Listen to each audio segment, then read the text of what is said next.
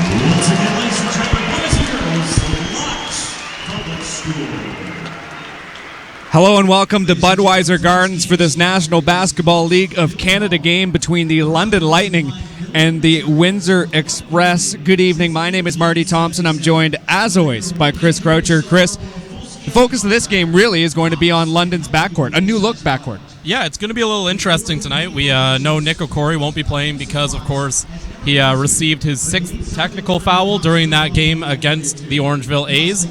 And so he won't be playing tonight. He's going to have a one-game suspension, and it's kind of a good thing to get it out of the way now rather than having to go into the playoffs with that kind of hanging over his head. So Nick O'Corey not in the lineup. We didn't see Akeem Scott warming up. We didn't see him dress, so there's a chance Akeem Scott may not play. We still are not 100% sure on that, but it could be a very different-looking backcourt for the London Lightning than the backcourt we've seen over the past couple of games. Well, as we maybe should have mentioned off the top, the playoff picture is set. The London Lightning will be taking on the Orangeville A's. Windsor will be taking on Niagara. Niagara and Orangeville playing tonight as well. We'll try to keep you updated. 4 games in the NBLC tonight, which is very, very exciting. But as you mentioned before, maybe there'll be some player resting between these two teams. Although, that being said, these two teams have a fantastic rivalry, a very competitive rivalry. And, you know, it's going to be exciting to see how these two teams play out because a lot of people have them meeting in the Central Division Finals. Well, I think we're going to see some different lineups because you don't want to wear out your players heading right into playoffs. I think they're going to give these guys a decent amount of rest. I'd be surprised if the Chris Commons and the Shaq Keiths play more than like 20 minutes in this game for the Windsor Express. And same goes for London. They already know they're playing Orangeville, and we've seen them rest guys in the past, but London's kind of a different animal because they use all 12 guys so frequently, so there isn't really anyone you're giving a ton of rest to. I wouldn't expect to see Stephen Maxwell playing a ton of minutes tonight. It's one of those things, though, both these teams don't like each other. It's been a rivalry for years, so just because they aren't going to necessarily have their top guns out there doesn't mean we're not going to see a heated game. And again, these two teams know each other well. They've played each other frequently. It's the 401 battle, and they're going to be going at it again tonight. Round 8. Yeah, we're going to be talking a lot about the playoffs coming up, but we're going to stick to this London-Windsor bit because, again, you know, obviously being the top seeds, you'd expect them to make it on past Niagara and Orangeville, respectively. Going back to the Windsor Express, they've got a really balanced attack. And that's one of the things that makes Windsor so dangerous is they have 4 or 5 players who can put 20 on you on a given night. So if you're the London Lightning coming into this game knowing that they're going to kind of be resting some guys, that's actually beneficial to you because, I don't expect to see Brendan Robinson, Chris Commons for more than 20 minutes tonight. So you get to give those guys a bunch of rest. And it's not going to be the same Windsor attack, but looking at how they play, it's still the case where you have to guard all 5 positions.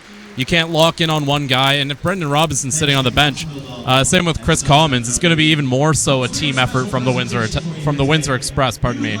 Switching back to the London Lightning, some team news since the last broadcast. Nick Evans not with the team, suspended by the team, and he has decided to leave the team rather than stick out with the suspension.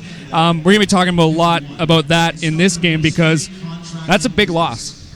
Literally, he's the biggest player. He was the biggest player on the London Lightning.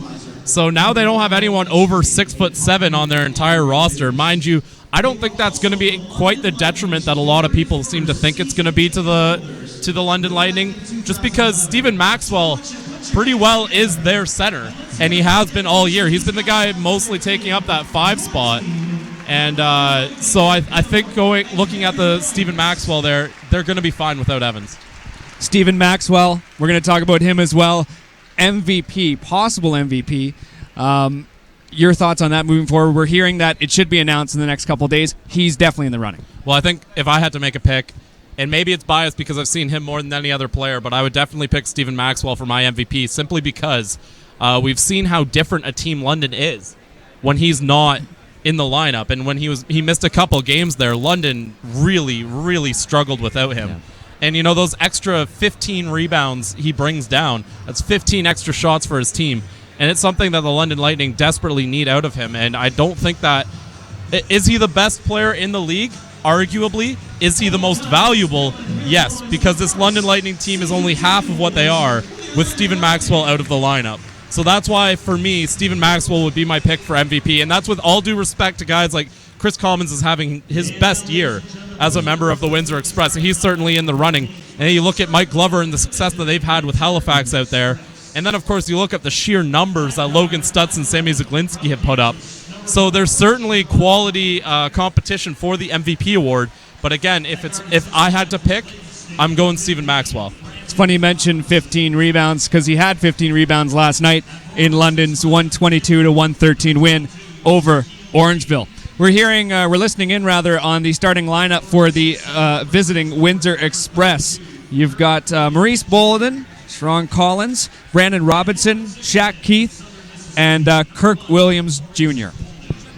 And again, we see a guy like Sharon Collins who hasn't necessarily been in the lineup as much, and a guy like Tony Bennett getting a rest tonight. We're going to see a lot of resting Windsor Express. Chris Commons, of course, also going to start the game on the bench. And looking at the Windsor Express, they're going into this knowing that Niagara is their target, not the London Lightning tonight. So again, we're going to see a heated game, but it might not be with the cast of characters we've become accustomed to.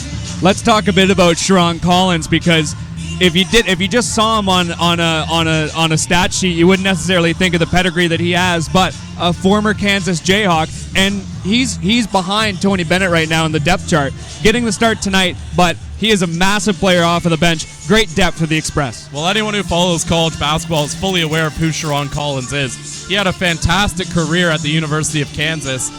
In fact, there's been a couple of alumni from University of Kansas that have made it through the NBA. There's that commissioner guy.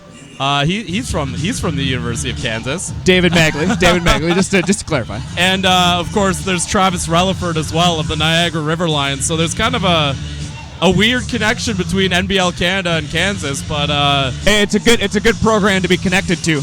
Oh yeah, and Kansas itself is one of the best basketball schools in all of North America, and they're constantly churning out top pro players, whether it be at the NBA level with guys like Andrew Wiggins, a Canadian, or at the even NBL Canada level with guys like Relaford and Collins. So bringing in guys from those big programs too, not just for the sake of their good basketball players, but also the reputation and pedigree that they carry. That's something you can then boost your own league's presence in the basketball world by having those guys in the lineup. So having a guy like Sharon Collins, having a guy like Travis Relaford, that casual fans who have been watching college basketball but maybe never caught an NBL Canada game, that gives them instant relatability and an instant connection to NBL Canada, because they can go and see guys that they watch in college who maybe didn't have it for the NBA, but they were still interested in them and get to see how they turned out. As we mentioned before, 4 games going on in the NBLC tonight. Only the 4th time this season that's occurred. Of course, last night there were 4 games as well. We're going to try to keep you updated on those scores. Really, the only one that matters is the Moncton Island Storm game. That's 58-54 in favor of the Moncton Miracles. in the battle for third place. And that's a great comeback there by the Island Storm. They were down as much, I believe it was 48-26 at one point. So great job by the Island Storm to come back in that one. And again, looking at how Halifax has dominated the East, third place, the difference between third and fourth is quite substantial because as good as St. John is, Halifax has dominated the Out East, the Atlantic Conference, pardon me. And so being able to win this game and move up to third would be huge for the Island Storm, considering they looked completely out of it almost a month ago. So if they can get themselves a more favorable playoff matchup, that's a big win for the Island Storm. The Moncton Miracles have only beat Halifax once this season in 11 tries. Switching back here to Budweiser Gardens, we're getting the starting lineup for the hometown London Lightning. Some familiar names, but maybe not for people that just started following in maybe the last couple weeks. You've got Garrett Williamson, Stephen Maxwell, Tyshawn Patterson, Akeem Wright, and Ryan Anderson. And we go right back to the top of that list in Mr. Garrett Williamson. Well, Garrett Williamson is not exactly new to NBL Canada fans. He was the Canadian Player of the Year 2 years ago. And he's had a rough go of it here in London, but it looks like he might finally be hitting his stride. He had 21 in their game against Niagara, and going into this one now, Windsor had troubles in Windsor's game against Niagara. I should say, pardon me, Garrett had 21 against Orangeville, and it was against Niagara that Windsor had problems guarding the wing position. Mind you, Windsor didn't really struggle much at all, considering they won 112-98. But the guys who did the most damage for Niagara were the Clinton Springer-Williams and the Travis Relifords. Those wing players were the ones that Windsor struggled to defend. So Garrett Williamson getting his feet back under him. He's well rested. He doesn't need to rest for playoffs. He's had a month off. He's raring to go. So having him in the lineup for this game, look for him to have a big night against a team that in Windsor, they're not necessarily gunning for a win here. They certainly want it. But, I mean, unless they're close, I don't think we see much of Commons or Bennett. So Williamson has a chance to really come into this game and take it over, which would be a huge confidence booster going into the playoffs. 100%. And the 21 points that he had last night, that's only the second time he's been over 20 points. And the first time that happened was the first game of the season against Niagara. So it just goes to show how little we've seen of him. In fact, only 13 appearances so far this season. London versus Windsor here at Budweiser Gardens. London in their home whites, the Windsor Express in their away reds. The last game of the regular season for both of these teams. 39 games played. The London Lightning come into this one with a record of 25-14. The Windsor Express with a record of 21-18. Guaranteed to stay above 500 on the season. Stephen Maxwell and Maurice Bolden lining up for the tip-off here. The crowd, a big crowd here on this Saturday night, on their feet, getting ready to sign off on the regular season here at Budweiser Gardens. And it's collected here by the Windsor Express in the form of Sharon Collins. He hands it off to Bolden. You see Shaq Keith on this near side. Some motion down low. You see Robinson trying to get a bit of space. 10 seconds on the shot clock. Robinson gets it. Ryan Anderson up in his face. No foul call. Ball's tipped around and collected here by Wright. Good clean defense from Anderson on there. That was a tough challenge. Wright tries to dribble his way in. Instead, they'll chip it out. Anderson waits for Tyshawn Patterson to motion him behind him there. Patterson, another player that has performed well. You see him taking that three. He misses it. Taken here by Collins, the former Jayhawk. Switches it. He'll take the ball back from Robinson. Kirk Williams Jr., former finals MVP, making some motion. Here's Bolden. 10 seconds on the shot clock, and he rims out. So we're a minute in here at Budweiser Gardens. The fans still on their feet, waiting for the first London Lightning basket. Patterson with it. Switches it to Williamson. See Maxwell unable to collect that one. 10 seconds on the shot clock, 10:49 on the game clock. The Express get it back. The Windsor Express defense, we're going to talk a lot about that tonight. You see how stingy they are and already getting a couple crucial stops. This is Robinson with the dunk. Well, that was just the epitome of what Windsor does. On the defensive end, you have the help defense by Kirk Williams Jr. Just absolutely shut down Williamson. And then on the offensive end, beautiful ball movement opens up Robinson for the dunk there. And that's exactly what Windsor likes to do. Akeem Wright with the jumper on the far side makes it 2-2 as the large crowd here at Budweiser Gardens takes to their seats. Robinson at the top of the key. Takes it. in the face of Ryan Anderson and misses. Patterson. This is Garrett Williamson with it. Keem Wright in the face of Maurice Bolden. Can't get it to go, of course. Maurice Bolden, kind of a lanky fellow, got his hand up in there. Definitely hard to take that shot for sure. Williams in motion. You see Shaq Keith taking a distance three. He misses the rim entirely, just hits the backboard. That's Williams on the far side, and he'll get a friendly roll. Unlucky little roll there for Kirk Williams Jr. I didn't like that three attempt by Shaq Keith, though. There was nobody under the rim, and he's lucky Kirk Williams Jr. flew in to bail him out. Great layup attempt there by Tyshawn Patterson, though. He'll go to the line. Patterson takes the contact. Again, he will be going to the line here for two. Again, we'll try to keep you updated on their games tonight. Niagara Orangeville, the A's up 11-9 in that one. About 8 minutes to go in the first quarter. Got a bit of a jump here on tonight's game in terms of the start time. The other game that we actually haven't mentioned yet, Halifax versus St. John's, 44-34. The Hurricanes with a 10-point lead just started the third quarter. And Patterson with his second attempt. And he misses it. Collected here by Maxwell. Anderson with possession. He's going to strive along the baseline. Takes it out here. This is Patterson taking it to the hoop. Nice little Euro step there by Tyshawn Patterson to get himself to the rim on that one. Beautiful play from the London Lightning point guard. He's going to see a lot of minutes with the absence of O'Corey Scott. Mo Bolden with it up top. He's going to move along the far side. And the ball still beyond the three-point line. Brandon Robinson with it. 6 seconds on the shot clock. Bounce. Shaq Keith gets some space. Great play. Garrett Williamson got caught trying to get a steal there. Ended up giving up position on his man trying to do it. Patterson hands it off to Maxwell. See Robinson, second in the league in steals first. Tony Bennett, another former Express player. You see Williams taking the ball here on the fast break. 7-5. The Express have the lead, and that's money. You know, it's interesting to see this matchup between Kirk Williams Jr. and Akeem Wright because they're very similar players. Kirk Williams getting the upper hand here. He's a little bit longer than Wright, and that's given Wright some trouble. Williamson in the corner. This is Patterson with it. 8:14 left in the first quarter.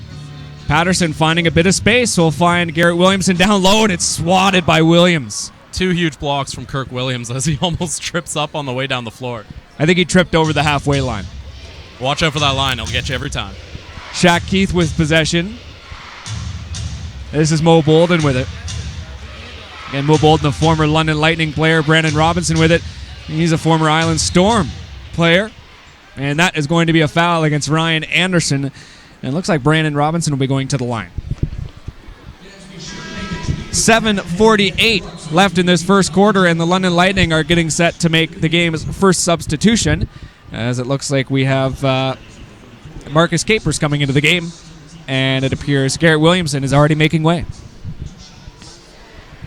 One foul each in this game as we see Brandon Robinson draining that first shot.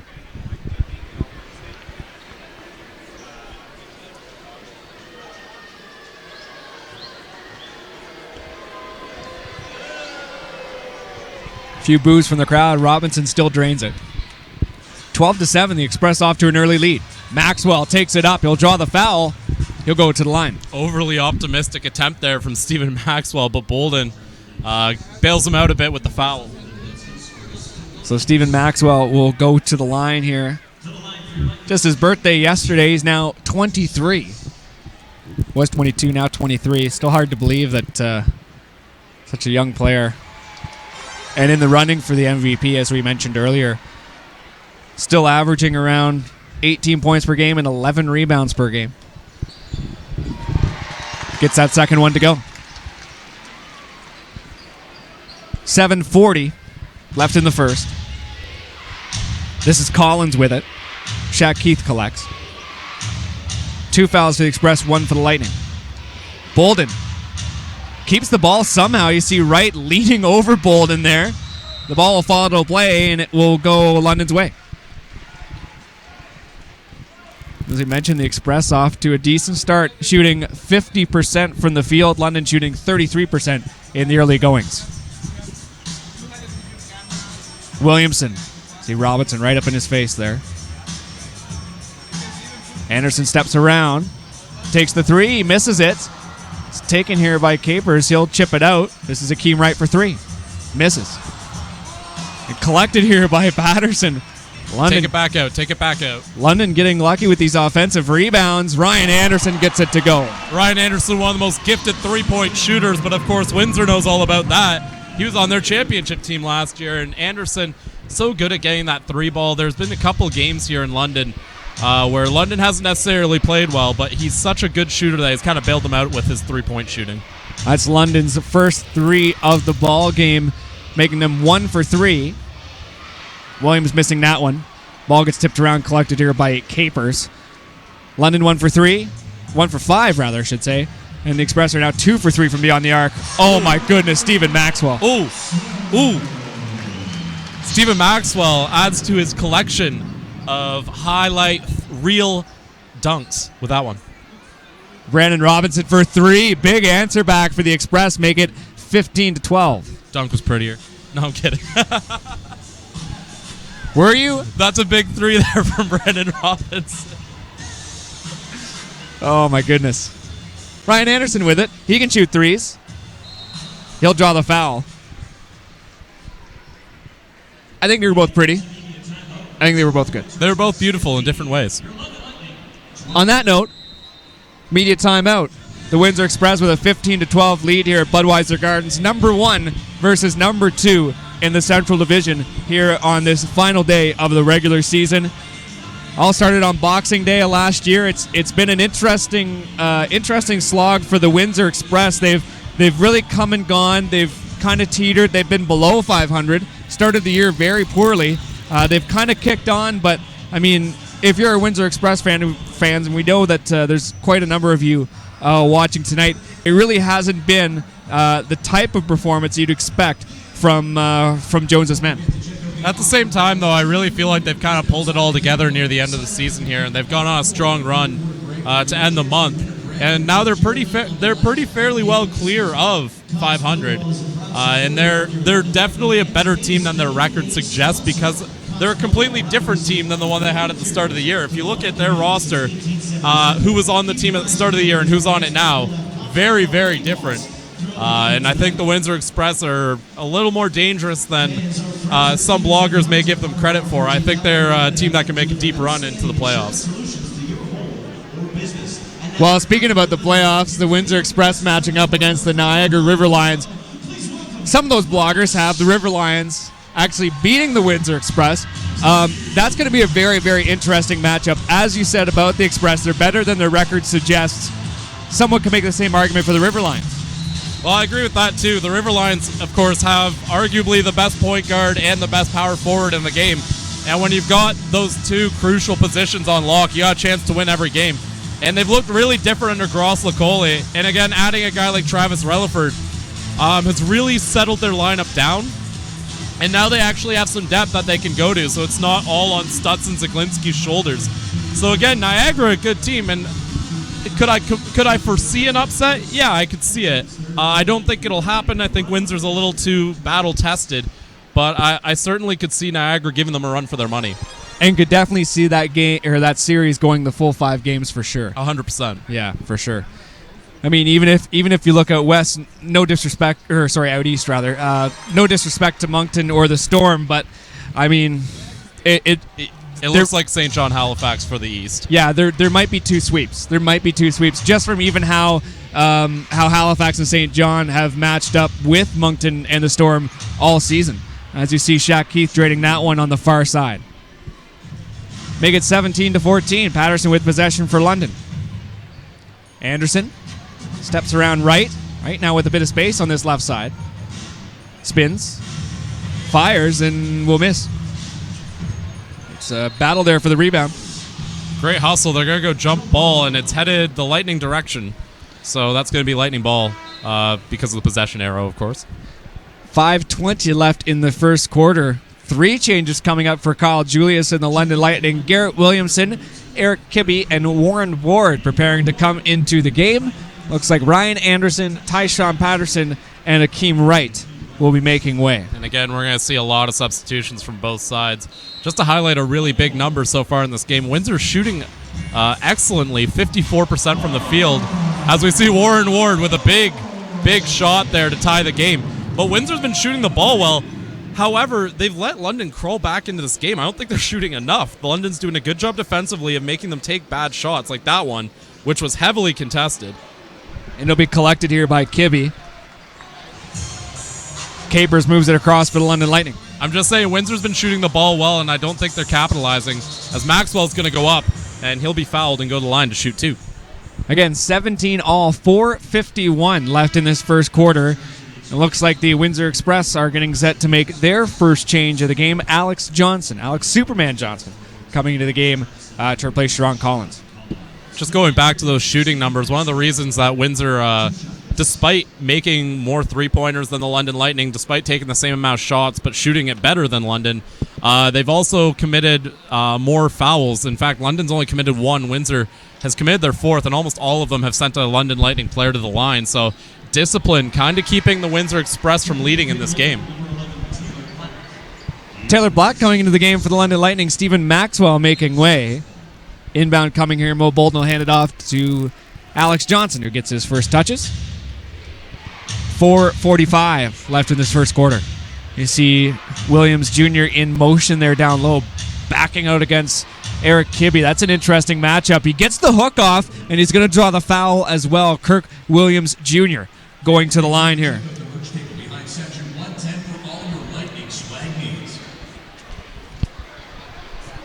Again, the Express with that 1-point lead. They got 4 fouls to their name. London has 2 to theirs. So Kirk Williams Jr. getting set for the bonus, and he will get it to go. 2-point game. The Express with the lead, London with the ball. Capers has it. Top of the key, backing away from Shaq Keith. You see Garrett Williamson can't drain it near the hoop. No foul call. There's some rough stuff. You see those swats, and finally the ref will blow their whistle. Well, Garrett certainly earned a shot at going to the free throw line. Some great effort there from Williamson, and again, he's just kind of getting back into the lineup, just getting his feet under him, and I love the aggression and the confidence by Williamson to go up and try and make those shots. It can only be a good omen heading into the playoffs if you can get him clicking going into the final games of the London Lightning season. Theo Davis has come into the game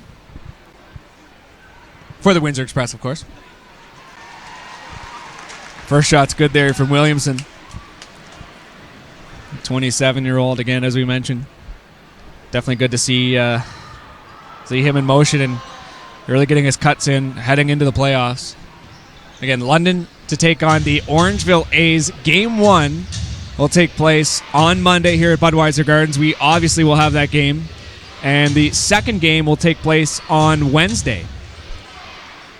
See a big rebound there by Theo Davis. The big man can't put it back. He's going to draw the foul. Looks like that was Taylor Black giving it away there. And so Theo Davis will go to the line. So the one thing that we've seen from the London Lightning is that Taylor Black's getting more minutes. And Taylor Black is one of the few bigs that they could call a big at this point, obviously without Nick Evans. Well, they kind of have no choice but to start playing Black, because when you get a guy like Theo Davis in there at center, Stephen Maxwell just gives up a bit too much in the height department, so you kind of have to have a guy like Black contributing. And if they can get him going, if they can really start to see what he can do, he could be another piece to this team. Because really all they need at that center position is 6 fouls and some rebounding, and Taylor Black can do that. Shaq Keith with it. He's going to move around. He runs into a wall. Big rebound there by Theo Davis, and he'll drain 2 on this near side. 24-19, 3:33 left in this first quarter. Marcus Capers with it, and that's going to be a foul. I believe that's going to go against Williamson for pushing off. You can see his arms kind of flail there as Kyle Julius calls a timeout. And is around half court talking to, I believe that's Eric Kibbe he's talking to. Again, 24-19, 5 fouls for the Express, 4 for the London Lightning. Very good crowd on hand. Of course, London had an event outside here on a nearby street just outside of the arena. Got lots of people involved in that, playing some hoops. Many of them just coming into the arena now. Quick update on the games happening elsewhere. The Niagara River Lions will overtake Orangeville 36-34. About a minute left in the first there. Moncton up 69-65 over the Island Storm. And finally, Halifax up on St. John 56-45. So again, London and Orangeville to meet in the first round of the playoffs. Game 1 on Monday. Not a whole lot of turnaround, but if you're the London Lightning, you want to kind of keep this momentum going. Very good showing in Orangeville last night. A come-from-behind win. If they're able to get a win here, kind of keep the momentum going, it'll definitely be good heading in to take on the A's in the first round. You see the Windsor Express players just walking onto the court here. Cody Jones barking his final orders here. As it looks like Kirk Williams Jr. will be getting set on the inbound. That looks like that was the discussion there. Alex Superman Johnson moving the ball up the court. A very good ball handler. Former All-Star in this league. He's previously with Halifax. Former first overall pick, too. Brandon Robinson draws the foul. Just got sandwiched between Ward and Williamson there and still able to make that jumper. Brandon Robinson, one of the true talents of NBL Canada.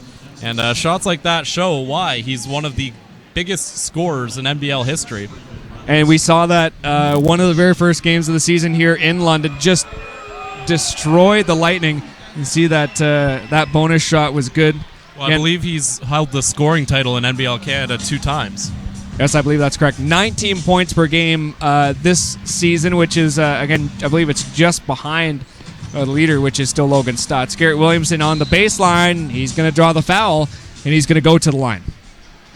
Continuing with Brandon Robinson, though, I think he was averaging around 25 points per game at the start of the year, and Windsor being 500 could have been a lot worse if it hadn't been for some of the games that Brandon Robinson had, because he is one of the rare players in NBL Canada. You see a lot of guys who can put up big totals, but they don't necessarily take over the game. They do it within the system, and they do it within the shots that the offensive scheme allows for them to do. Brandon Robinson, one of the few guys who can truly take over a game, and we saw a lot of that at the start of the year. He hasn't had to do it as much, and the scoring numbers reflect that because Windsor's got a better team game now.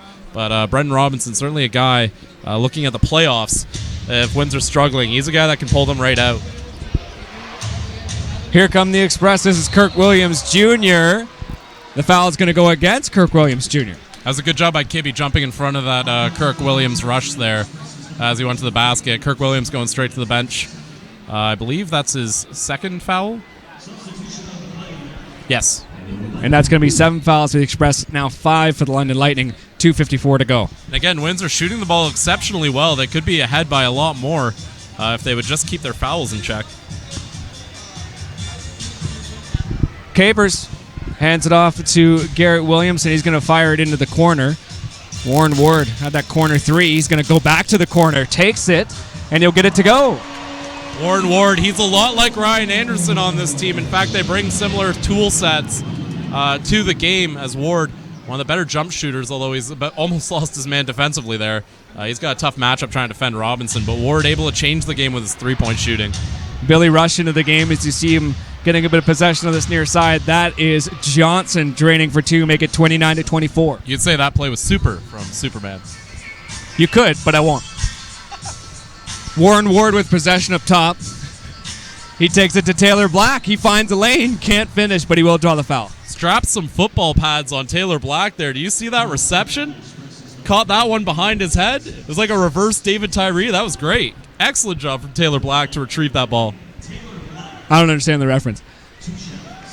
Taylor Black at the line here. Is he a football player? I assume he's a football player. Black gets that one to go. Make it 29-25. 2 minutes to go here in this first quarter. Marty Thompson and Chris Croucher up in the booth. London in white and the Windsor Express in their away reds. You see they've got possession. Here's, looks like that was Shaq Keith. He's missing that ball there. It'll fall out of play. Eric Kibbe hands it off, and Marcus Capers, who's really been playing the point guard role, he moves up the court here. Black tries to set a pick here, but Capers still with possession. Ward fends off Johnson. Looks like they're going to find Williamson with it. 7 seconds on the shot clock. This is Eric Kibbe backing in, traveling. Yeah, he let his pivot foot slide on him that time, so good call by the refs to catch that. And also good defense there for the Windsor Express, the number 1 defense in the league. Defense wins championships, and it's, well, that is a bit of a cliche, but, you know, It's an especially, incredible cliche. well, and we've seen it before in this league. I mean, with the Windsor Express, like, they can really, they can do that too, as that's Billy Rush trading for 3 on the far side. You know, if they're really able to limit guys like Logan Stutz and Sammy Ziglinski on this River Lions team that they're going to start playing on Monday, I mean, you know, and they really get that defense clicking like they have already. See Capers with that giant leap. You know, the Express could really do some damage for sure. And it looks like Brandon Robinson stepped out of bounds there. The creeping sideline strikes again. I got to think the London court is like maybe a half-inch smaller on each sideline because of the number of times a guy will just catch his heels on that out-of-bounds line, and that time Windsor gets caught. Lightning ball. Williamson on the inbound here. This is Patterson. Up top, he's waiting for Ward. Ward has possession here, the Londoner. Nice bounce pass here to Black.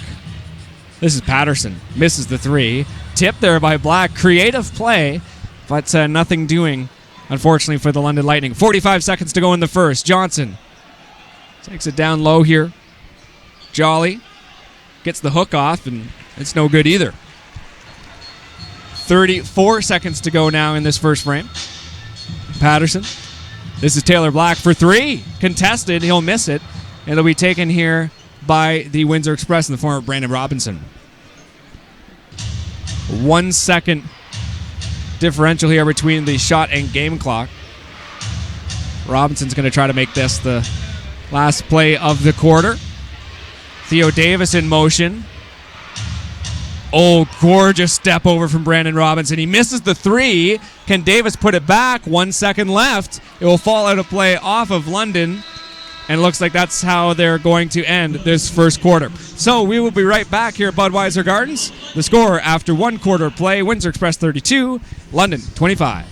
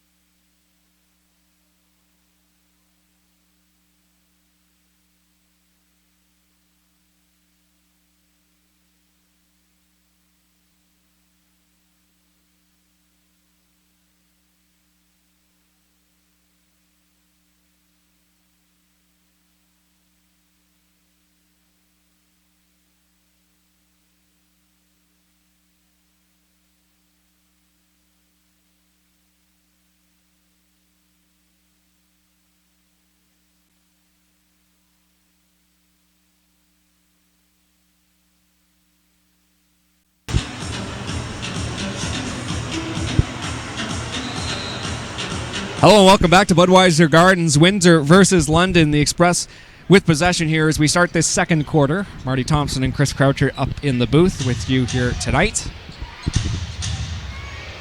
Windsor somehow keeping possession there. Stingy defense. Oh, great play. Shaq Keith with a gorgeous run along the baseline. He'll drain two. 11:38 left in this second quarter. Ward with it. Oh, nice pass there to Akeem Wright, who's going to charge, and see Wright turning on the afterburners there. Maxwell somehow loses the ball. Great interior defense there from the Windsor Express, and the best part about it is that they didn't foul, although Superman catch. I'm not sure if Patterson caught him. They're going to say Patterson did, but I thought he just tripped. Windsor Express making a change. It looks like Denny McDonald is coming into the game, and Theo Davis is making way. McDonald just 4 games to his name. Really plays limited minutes, I'd say, through his first season with the team. I believe he only joined probably about a month or so ago. Could be wrong. Feel free to correct me. Windsor Express with possession here. Shaq Keith loses it though. It'll be taken here by Ryan Anderson, who chips it off to Akeem Wright. Right at the top of the key. Nice crossover there. He'll hand it to Warren Ward. Great Misses pass, it. just can't make it. And Warren Ward's been money from that side of the court so far tonight. And that's a foul, as you see. Looks like it's going to go against the London Lightning. Ryan Anderson on the floor there, just underneath the basket. Boos come down here at Budweiser Gardens.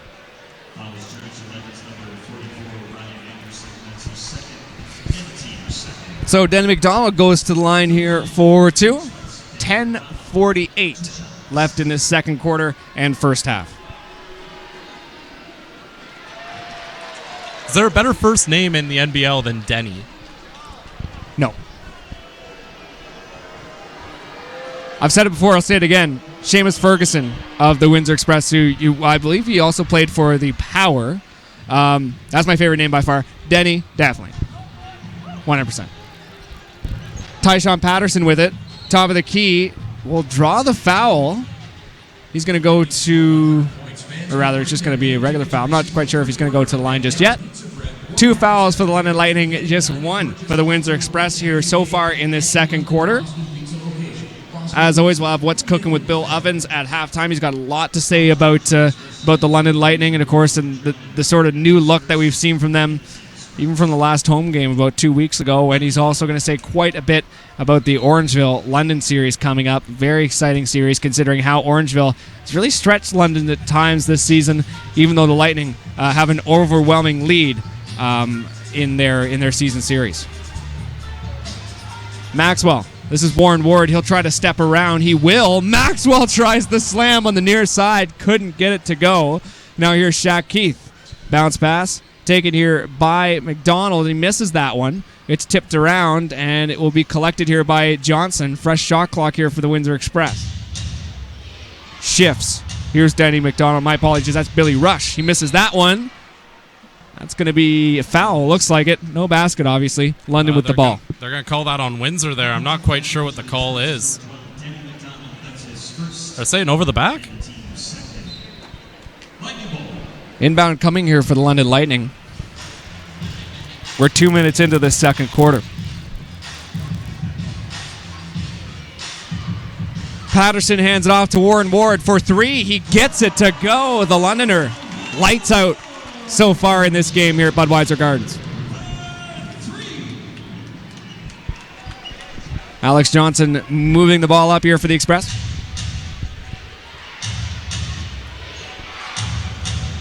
McDonald with it. This is Shaq Keith. He gets the hook to go. Great swat there by Akeem Wright. And London will keep possession. Akeem Wright just slowing everyone down here. Good idea. Game getting a little too wild for the London Lightning. They got to calm it down. Although that's some great defense there. I believe that's Kirk Williams Jr. drew the charge there. Pardon me, that's Shaq Keith. As you said, great defense here by the Express. They'll get the ball. Again, they've got a 35-28 lead on the Lightning. Inbound coming. Denny McDonald getting set. See Johnson just picking it off of Patterson there. Both reaching up for that one. This is Shaq Keith swinging. Johnson for three, deep three. Misses it. See players falling to the ground. That's Shaq Keith firing it down low. And Jolly's able to finish. Yeah, I'm kind of surprised that there was no call on that one. Akeem Wright pretty much sat on his back. But Jolly does a good job of getting the 2 points for the Windsor Express. But Ryan Anderson comes right back with 3 of his own. Great finish there by Ryan Anderson for 3. 8:40 left in this second quarter. Make it 37-31. The Express with the lead. Tipped out of play. They're going to call kick ball. So it'll be Express ball along the baseline. A couple changes coming up here for the Windsor Express. 2 starters coming back into the game. Kirk Williams Jr. and Maurice Bolden coming in. And it appears that Denny McDonald and Rudolph Jolly are making way. Alex Johnson with possession here at the very top. Just Shaq Keith. Stepping around Ward. Finds a bit of space. Fires it out. Here's Maurice Bolden for 3. He misses it. It's taken here by Williamson. Ryan Anderson with it. Oh my goodness.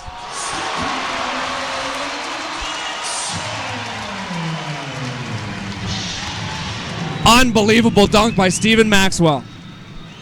If there was a dunk contest, I think Stephen Maxwell hands down would win it. What an athlete.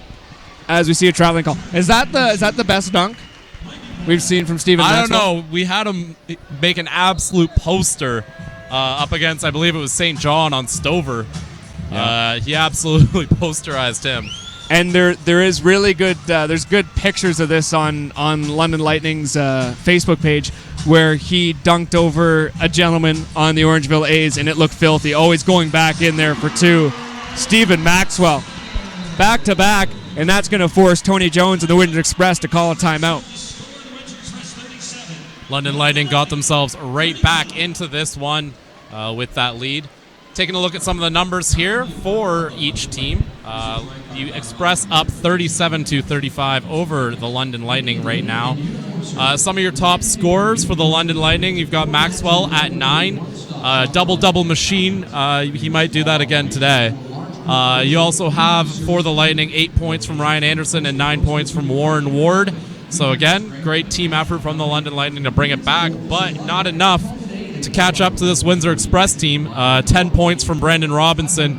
No surprise there. 9 points from Kirk Williams Jr. And again, the Windsor Express, a strong combined effort from them too. Shaq Keith has 6 as well. Also of note, Theo Davis in limited minutes, but he's got 5 rebounds in that time. That's going to lead both teams in terms of one player at the rebounds. Shooting numbers have kind of come back down to earth for Windsor and gone back to their normal spot for the London Lightning. London shooting 40%, Windsor 43%. London starting to make their three-pointers. That's part of how they're back in this game. 41% from three-point land. That's 5 of 12. However, only 70% from the free throw line. You got to make your free throws, kids. So that's a difference there where London could be in the lead if they had just made the free baskets. But they didn't.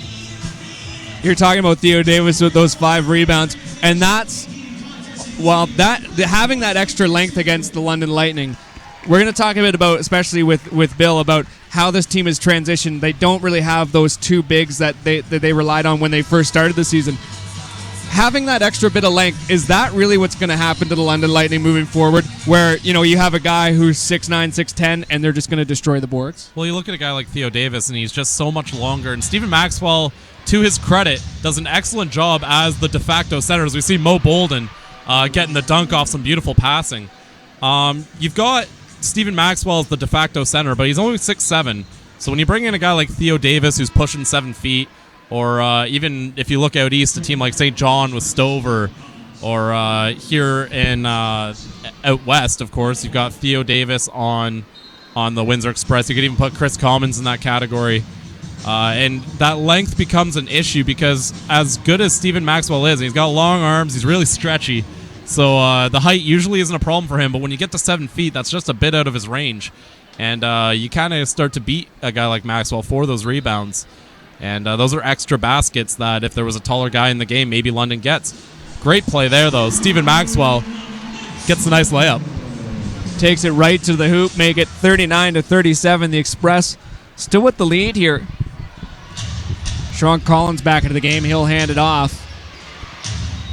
See Kirk Williams Jr. taking it back. Billy Rush off to Mo Bolden. 7 seconds on the shot clock. It's tipped. Williamson will somehow chip it off here to Warren Ward. What will he do with it?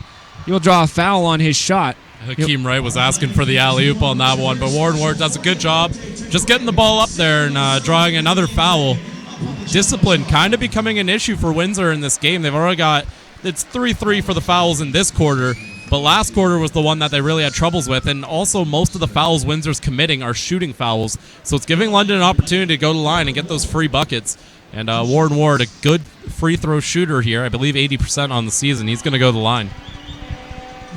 Gets that first one to go. You're talking about fouls there. Interesting stat from last night's game in Orangeville. 66 fouls between the two teams in that one. They like to play rough, and if that's what we're going to be seeing in the playoffs, it's going to be interesting for sure. Well, it also depends on who's doing most of the work for the Lightning. In that game against Orangeville, it was Williamson and Maxwell, and both guys like to charge towards the interior and draw those fouls there. So that's one of the ways that the London Lightning did a good job of getting Orangeville to play their game. Collins on the stutter step, can't get it to go. He saw Keem Wright testing him there on defense just at the very last second after he got that shot off. Garrett Williams with possession, and he's trying to find a lane. He'll chip it off to Warren Ward for three. Unbelievable stuff from Warren Ward. Make it another three for him. Unbelievable performance. Well, Warren Ward, 4 of 5 from three-point land, and that's been a big reason why the Lightning have been back in this game. They've only made 6 threes all game, and 4 of them have come from Ward. So Warren Ward, just a case of a sniper doing some sniping. Fouls charged the Lightning's number 44, Ryan Anderson. That's his third. London with the lead, 42-39. Marcus Capers preparing to come into the game here for the London Lightning. It looks like Ryan Anderson will be making way. Inbound coming here for the Express. Brandon Robinson along the baseline. He looks up. Mo Bolden there drifting out. It's tipped. And now here comes Akeem Wright. Sloppy passing there on the inbound. Ward with possession here for the London Lightning. He's hot on that side. He's hot pretty much everywhere. Akeem Wright fouled on that dunk attempt. Could have been a beautiful dunk, and we see the impact that Marcus Capers can have.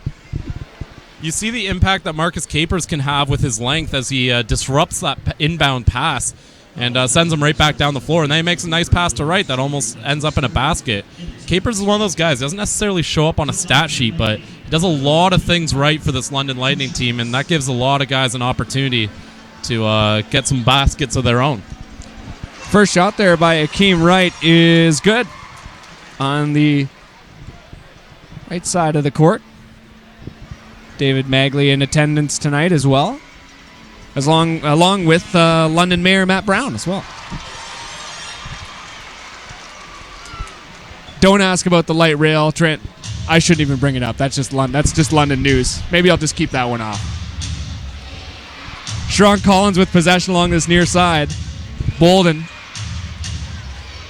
5:44 rather left in this one. Bolden trying to back down on Williamson.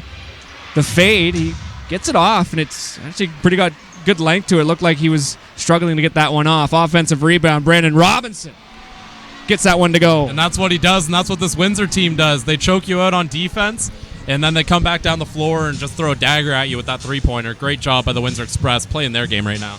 Maxwell takes it in. Oh, my goodness. What? He jumped from so far out. How did he even have a shot at making that? Wow. That doesn't even make sense. That doesn't make sense. I'm confounded. That's a great word to use. Collins hands it off to Williams. I didn't know you had such a... vernacular? Great vocabulary on you, for sure. Mo Bolden, the former London Lightning player, drains that one on the other side of the court. London, 46. Windsor, 44. 4 fouls each. Wright fakes the three, tries to step around Bolden. Finds a lane, but hits the bottom of the rim. London really doing a good job when the... here's a dunk. Oh, Williams with a smart finish on the near side. London does a really good job of adjusting their bodies mid-air, especially Maxwell and Tyshawn Patterson, I find, are the two best on the team at doing it. When they adjust mid-air to the oncoming contact, when you got those Windsor bigs, they just jump straight up and down, and they're able to weave in between them. Good job. Mo Bolden with it. Hands it off to Brandon Robinson. What a step back. He can't get that three to go. He's been good from beyond the arc so far tonight, but unfortunately unable to get that one. Tie game, 46 all. 4 minutes to go in the second quarter. Again, we'll have What's Cooking with Will Evans at halftime. Stick around for that for sure. Ward. Sharon Collins matching up against him on defense all the way around the court. As you see, that's going to be a foul. And he's going to get the shooting foul, too. Great job by Warren Ward to draw that one. Looks like Sharon Collins is incredulous right now with that play. But he's got to watch himself. He might get attacked. He's talking the refs still. A couple changes coming up here for the London Lightning. As you see, Tyshawn Patterson coming in along with Warren Ward. Looks like Garrett Williamson and Akeem Wright will be making way.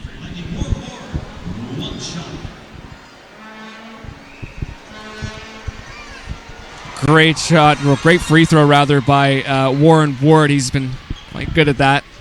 And a decent finish as well. 49-46. Collins to Maurice Bolden up top. See Brandon Robinson in motion, trying to find some space. He's blocked there by Marcus Capers. And now here come the London Lightning. Crowd starting to liven up a bit here at Budweiser Gardens. Guess who? Oh, it's Warren Ward. Warren Ward just on fire. He's now 5 of 6 from three-point land. Again, the team's only made 7 threes as a team, and Warren Ward has 5 of them. He is on fire tonight. That's going to give him 19 points in the game. Maurice Bolden with a bit of space. He'll drain 2, but hard to catch up to Warren Ward when he's shooting like that. Already with 20 points to his name. We got 3 minutes to go in the second. Patterson takes it up, drains it. He's pumped about it, too. Tyshawn Patterson, a guy who just seems to have a battery that never quits right in his back, as he's able to constantly run up and down the floor, buzzing around, and he's kind of a microwave for this team. He gets hot really quick and can put up a ton of buckets at once. Brandon Robinson with it. You see Williams trying to set a pick really close to him. Robinson with great space there. Taylor Black set a pick on his own teammate on that one. That's some tough luck. And they'll trade 2. Yeah, that was kind of interesting. So, quick score update elsewhere. Moncton up 100-73 on the Island Storm. So Moncton getting set there. Looks like they're on pace for third. They got about 7 minutes to go in the fourth. Sharon Collins steps up for 3. Gets it to go. That's one of those ones where the coach is pulling his hair out, and then he sees it go in and goes, good shot, because there was nobody under the cylinder early in the shot clock. You better make it if you're going to do that. Capers dribbles away from Robinson. Oh, great pass there to Taylor Black. He's going to draw the foul. Taylor Black and 1. Great play from Taylor Black. He hasn't seen a ton of minutes this season at all, but he's seeing some here, and he's got an opportunity with Nick Evans no longer on the team to come in and be that big that London doesn't really have. This is a good audition for him so far. One shot coming up here for Taylor Black. 1:44 left in this second quarter. Can't get the roll to go. Here come the Express. Bolden. Off to Collins. 10 seconds on the shot clock. Kirk Williams Jr. takes the shot. It's no good for 2. Maxwell with the creative defensive rebound. It's switched here to Marcus Capers. He'll give it back to Warren Ward. Misses that one. Oh, my goodness. Finished there by Stephen Maxwell. Stephen Maxwell, another highlight reel dunk. Another one to add to his highlight reel. He has had a great season simply dunking the ball, and that's just another one. Here's Kirk Williams Jr. Great finish there after a good offensive play, one-on-one against Taylor Black. Kind of agree with him. There probably should have been a foul on that one, but Kirk Williams having a great game. And again, he's a former Finals MVP. Don't sleep on Kirk Williams Jr. See Taylor Black, no foul. He's still got possession, can't get that roll, so he will go to the line. 44 seconds to go in the second. Yeah, they're going to call the blocking foul there. I'm not sure who that's on. Looks like it might be... Not sure who that's on, pardon me. But it's Billy Rush, pardon me. There we go. Taylor Black, again, going to the line. He could make it 5. I'm not 100% sure, but I'm going to guess that's a career high. Misses it.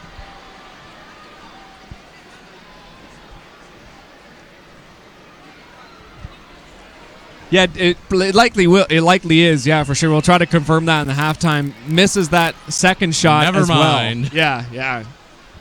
Nah, that's okay. Collins up against Stephen Maxwell. Oh, great crossover dribble. That's no basket, but Collins will go to the line. Vicious crossover there from Sharon Collins. Just ditched his defender. Eric Kippy preparing to come into the game. Taylor Black making way as we see Collins going to the line.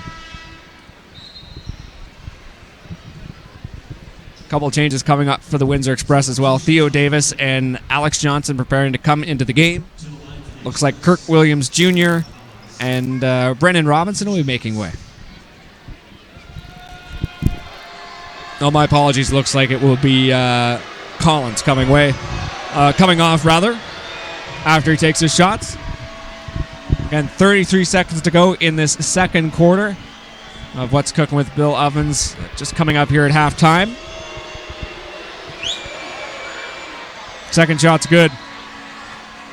Speaking of halftime, we'll have to keep an eye out on this Orangeville-Niagara game. It's high scoring, 72-70. At half? At halftime. Wow. Tyshawn Patterson moving across half here. London looking to add to their, frankly, slender lead. Just the 1 point here. Capers. Bounce pass. Maxwell. Kibbe. This is Patterson with it. 8 seconds on the shot clock. Patterson, great speed on him. Whirling dervished his way to the basket on that one. Great play by Tyshawn Patterson. Shot clock has expired. Just 6 seconds to go. Johnson has it. Tries to spin on Patterson. Gets the shot off, but it will be no good. The last chance shot from Patterson somehow hits the backboard.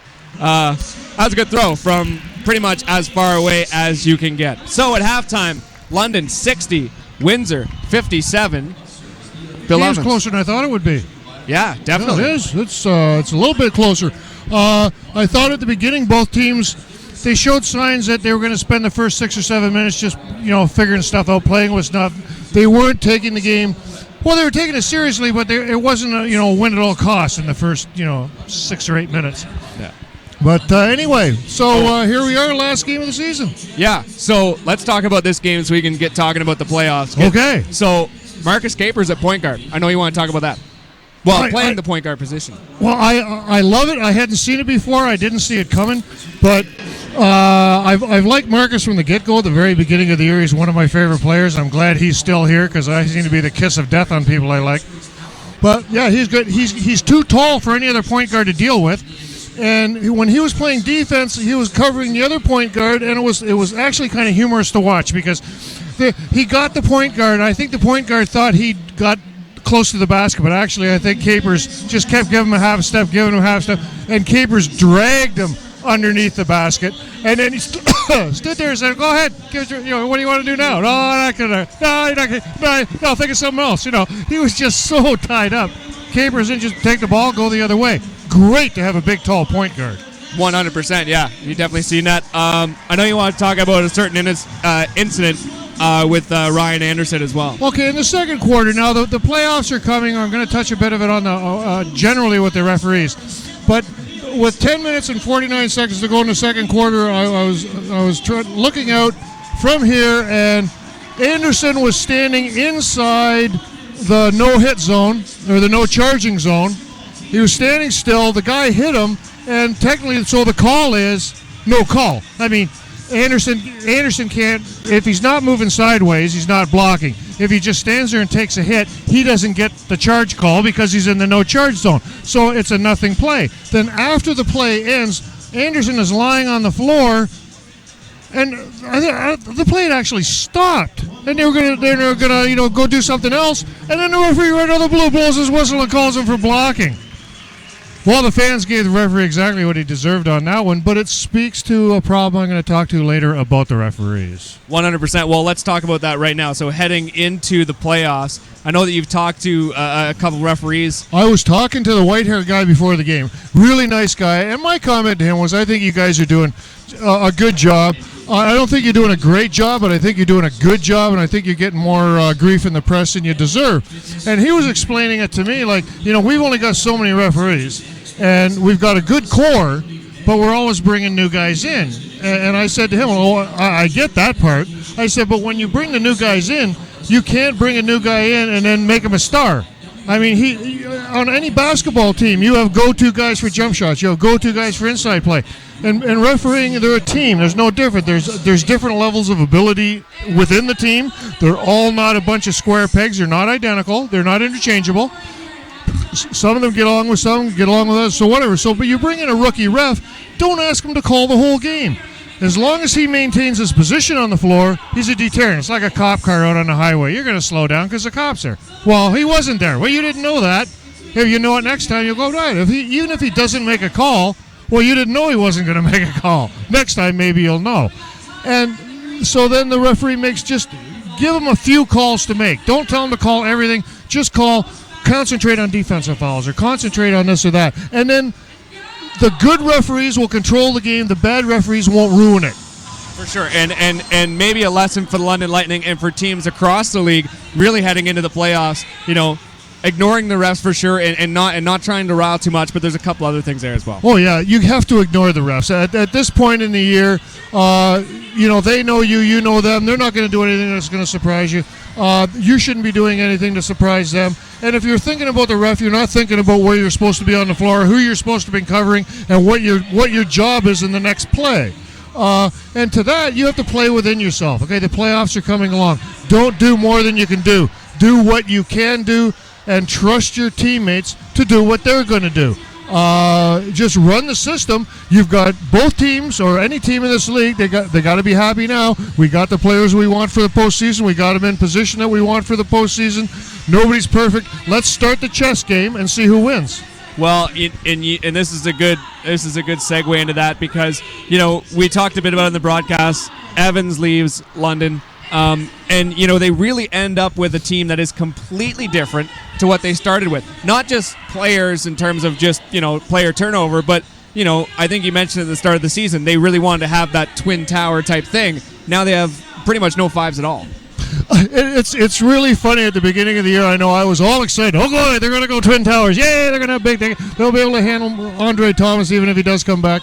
And and I really I'm an old style basketball player from the 70s, and I like the big guy in the center and the four little guys around him.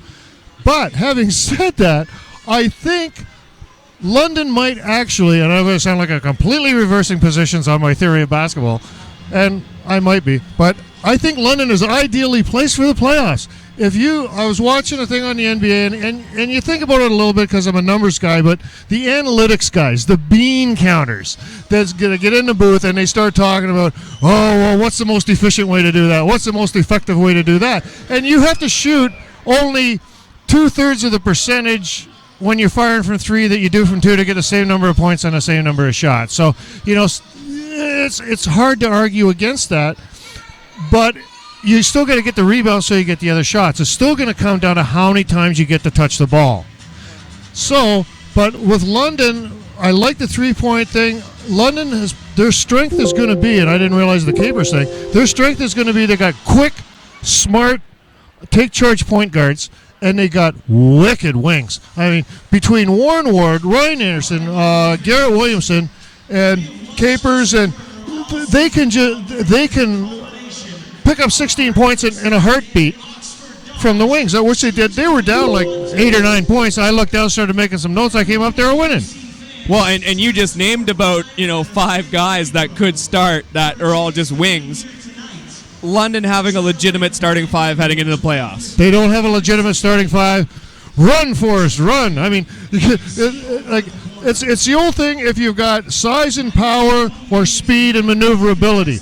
If you don't have both, if you've got speed and maneuverability, you can defeat size and power, speed and maneuverability.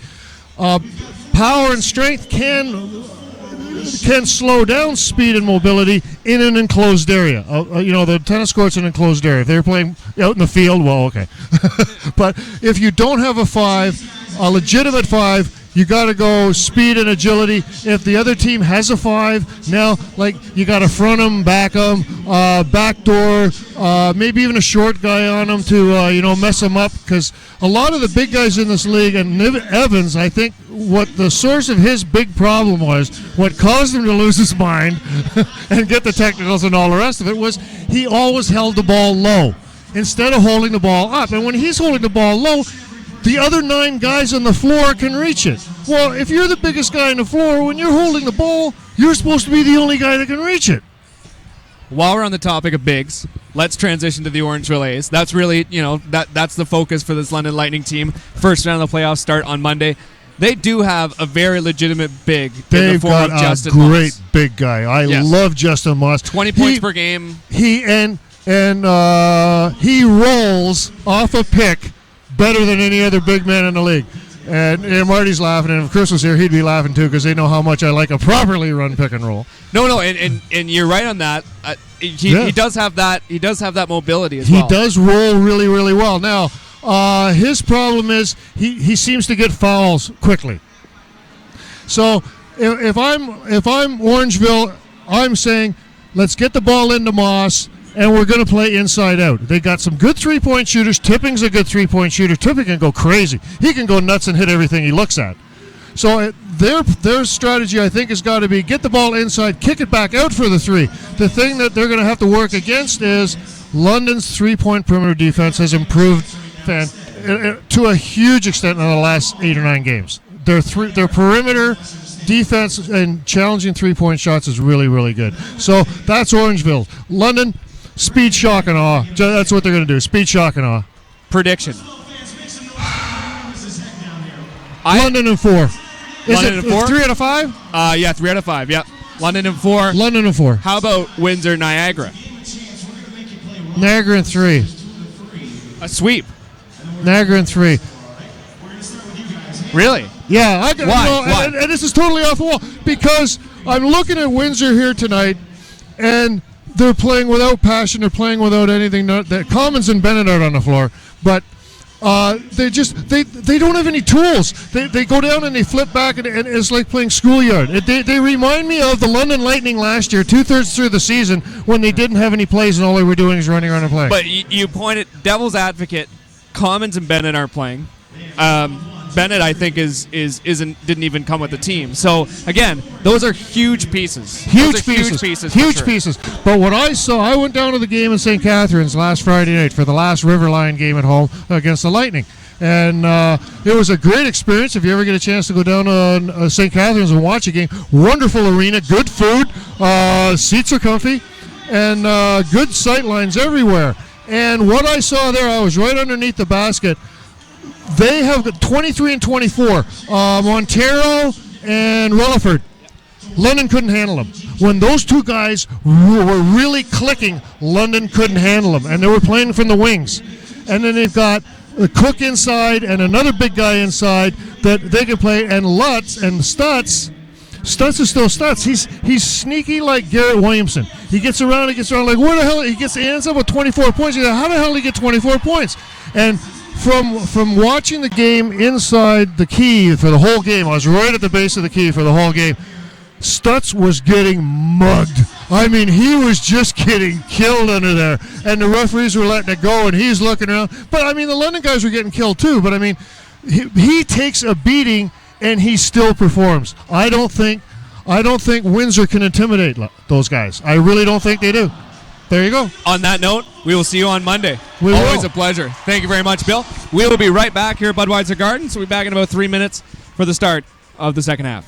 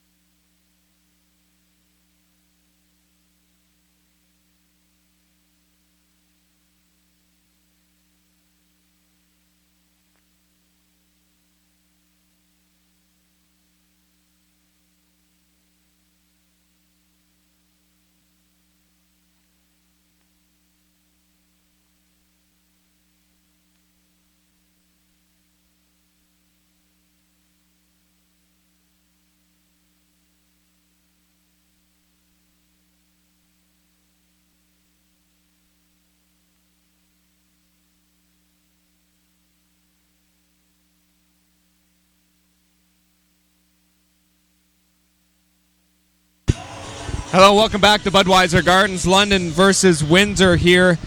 Marty Thompson, Chris Croucher up in the booth. London with possession to start this fourth and final frame. 60-57 is the score. We're gonna update you on what happened out east. The Moncton Miracles destroy the Island Storm 117-96. That was really the only game that truly mattered tonight in the 4 games happening in the NBLC, because now Moncton will take on their New Brunswick rivals and the St. John Mill Rats in the first round. They get third place. The Island Storm drop down to fourth. They'll take on the Halifax Hurricanes. We'll talk more about that later. Here's Garrett Williamson taking that one out for 2. Good attack by Garrett Williamson on that play. Again, he's just getting his feet under him. But that's the kind of Garrett Williamson we like to see attacking, because he isn't much of a shooter. He's got a good mid-range shot, but he's not going to get you with three-pointers. So seeing him attack the basket, that's going to be a blocking foul on Eric Kibbe. Seeing him attack the basket is a promising sign for Lightning fans. Inbound coming along the baseline. 11-11 on the clock here in the third quarter. As you see the get on the near side there, just wiping down a bit of sweat. There.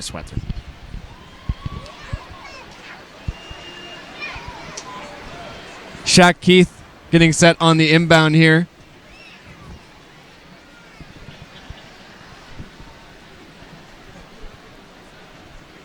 As you see, just trying to mop up a bit more there. We're just waiting.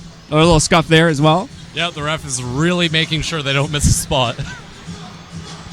Well, we got a bit of time. So Moncton beat the Storm 117-96. Moncton versus St. John, and the Storm versus Halifax. And, of course, here in Ontario, it's going to be London versus Orangeville and Windsor versus Niagara. Kirk Williams Jr. draining that one. No foul call there as well.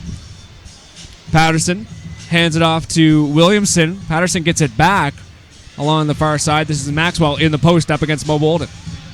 Oh, great pass. Williamson can't train, unfortunately. Here comes Shaq Keith. Keith gets fired across there. It's tipped, collected here by Akeem Wright on the run. He'll take it off to Anderson. Quick ball movement here by the Lightning. Great drain. And again, we see that ability to adjust midair that Stephen Maxwell is so good at. So he's able to lay that in for 2. Shaq Keith just crawling across half here. Hands it off to Brandon Robinson. See Williamson's getting his hand up in Robinson's business. 9 seconds on the shot clock. Quick pass out here to Collins. Here's Kirk Williams Jr. in the post. Bolden trying to finish as the shot clock expires. Won't get the roll to go, but great rebound by Shaq Keith. Make it 64-61. London's still with the lead there in white. Windsor's in red. And a very solid crowd here at Budweiser Gardens on this Saturday night. Upper Bowl's open. That's going to be a foul.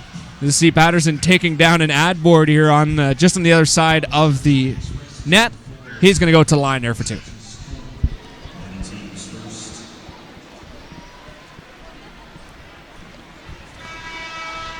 Already a change coming up here for the Express. Alex Johnson is coming in, and Sharon Collins making way. I think that Bill Jones here just likes what Alex Johnson brings compared to Sharon Collins in this matchup. Because Patterson has so much speed, Collins not exactly slow, but he's also not as quick as Patterson. Johnson just a little bit quicker. Maybe looking at that as a defensive matchup, being able to put a much speedier Alex Johnson on Patterson and try to slow him down a bit as Patterson misses the free throw. And then looking towards Windsor's series with Niagara as well. You know, you look at some of the guards that the River Lions have, even a guy like Adam Blazek, right? Pretty quick. They've got some speedy guys in the backcourt, and it's going to be interesting to see how they handle them. I mean, they're obviously going to handle them because they've got the best defense in the league, but still. Well, I mean, looking at Windsor in their matchup against the Niagara River Lions, I think the matchup to watch is going to be Tony Bennett defending Sammy Zaglinski. That'll be an absolutely crucial matchup, and I think Bennett's the one who's going to get the better in that one just because he has all that length. He's got such a big wingspan that he's able to kind of cut off all the lanes that Zaglinski would use to drive. So I think Zaglinski might get forced into taking some ill-advised threes because of that. AC Williams Jr. draining that 3. That was a well-advised 3. For sure, and staying on the Windsor-Niagara train of thought. I tried to stay away from the train reference with the Express, but I just said it anyways. Just kind of railroaded it right in there, right? I'm going to speak now. Okay, so well, you're talking about the Windsor-Niagara matchup, and down low, in the post, especially with a guy like Logan Stutz, great move there by Superman Johnson. It's really going to depend on how they're able to neutralize Stutz. And even Russ Conley had a decent game last time out. He's starting to come into his own as well. I mean, they've got guys like Chris Commons, Brandon Robinson, Kirk Williams Jr. That matchup's going to be interesting as well. Yeah, I think Chris Commons is probably going to be the guy drawing the Logan Stutz matchup. And seeing how Commons tries to defend Stutz could be one of the things that makes or breaks the series. And I think Windsor might want to look at every game that London has played against Niagara, in fact, because London's done a good job of neutralizing Stutz in the past. So I think that's going to be some game tape that Windsor will want to take a look at. Ball's up, and it's taken there by Warren Ward. No basket. Looks like there's a foul. Yeah, that's going to be a foul on Windsor under the basket. They just got some arms tangled up there. So Windsor hosting Niagara on Monday and having home court, massive, and it really comes down to the Express. They've gone 14. Oh, great block there by Mo Bolden. And Patterson able to get up after that. And monster block by number 1 in red. He gets the ball here. Going to try to work around. The Express 14-6 at home, which is massive considering their record of 21-18. That's very, very good. Obviously home with the advantage. Kirk Williams Jr. misses the 3, taken by Patterson. Absolute buzzsaw of a pass, though, getting it out there. That was a great look. Patterson falls to the ground under the defense of Shaq Keith. That's a jumper there for Akeem Wright on the far side. And Akeem Wright's kind of a guy that gets lost on offense. You almost forget about him. And all of a sudden the ball will kick out to him, and he'll make a shot like that. 67-64, the London Lightning with the lead. The Express with the ball. Johnson chips it up. This is Mo Bolden. Ryan Anderson playing defense up against him. The spin. Oh, what a slam by Mo Bolden. Beautiful play from Mo Bolden, showing some polished post moves, and then able to turn and make that dunk. Excellent job. Tyshawn Patterson moves it across half.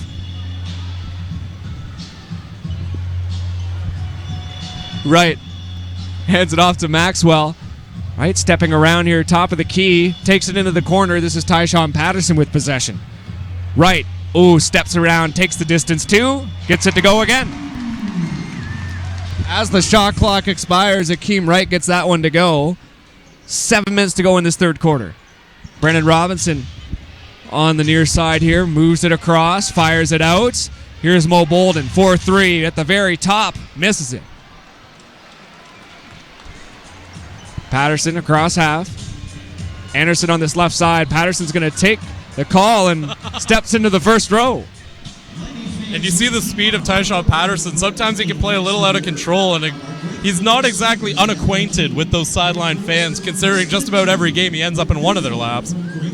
Well, keep in mind, he already pretty much destroyed the ad board on the far side before as well. So twice. Yeah, he tried to avoid the ad board this time and just ran it. I don't know what that advertisement is for, but Tyshawn Patterson does not like it. 69-66. The Lightning with the lead here. 6:46 left in this third quarter. Tyshawn Patterson there at the line. Gets that one to go. So again, if you're just joining us here, jumping over from some of the games out east, welcome. Of course, Moncton with the win there, and Halifax won as well. The other game happening in Ontario tonight, Orangeville versus Niagara, still very high scoring, 85-82. We got about 4 minutes to go in the third quarter. That's Shaquille Keith getting the and one. Well, the Shaq attack is back with that one. Boom, shakalaka. That was good. That was good. I'll give you that one, Chris. Can't believe I waited till the last game of the season to bust that one out.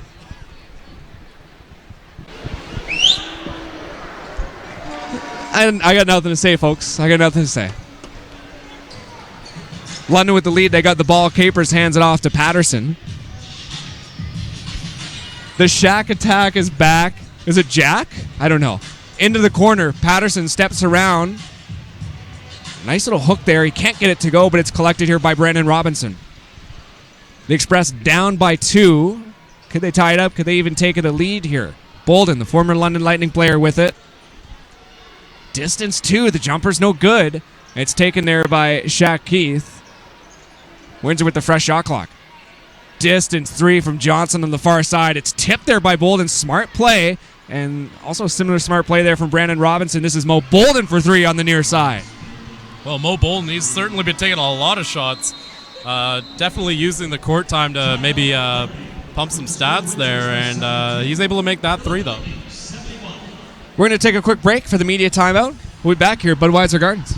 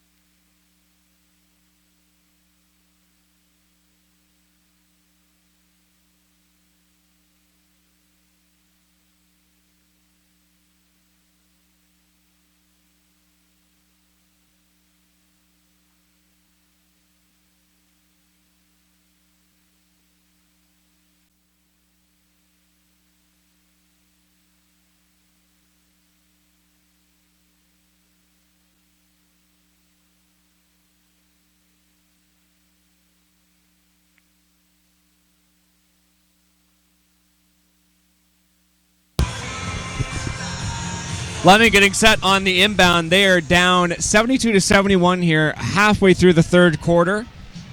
London versus Windsor. Marty Thompson and Chris Croucher up in the booth. Akeem Wright with it. On the far side, he's going to take it over to Stephen Maxwell. London only made one change so far in this quarter, and that's Eric Kibbe coming on. Capers with it. Wright on the near side for three. Gets it to go. He's got the right stuff out there. Over top of Mo Bolden for three.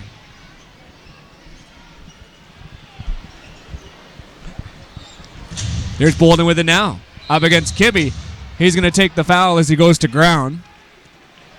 So again, the Express 75, London 71.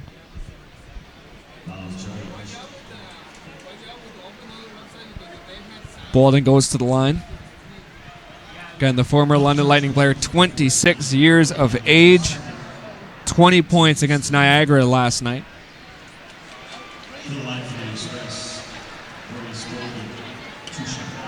Sitting around 11 points so far tonight as well.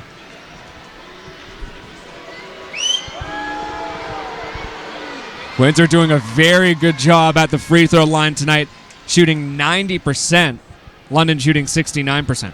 They got to stop fouling London, though. London, they may only be shooting 69%, but they've had 26 free throws compared to only 11. Make that 12 for the Windsor Express. Ball's up here. Capers takes it into the corner. This is right. Stutters. Tries to back in. Look at a nice fade at the very top of the key. He'll get it to go as well. 5 minutes to go in the third. Johnson moves it up the court. 2 points to his name so far tonight. He's also got 2 assists. Robinson tries to step around. Capers right in his face. Here's Johnson with it. Fakes the shot. Steps back. And he misses. Well short of tossing that one in. Maxwell on the charge. He gets it up. He gets it to go. Beautiful play there from Stephen Maxwell, just charging the bucket and gets it to drop.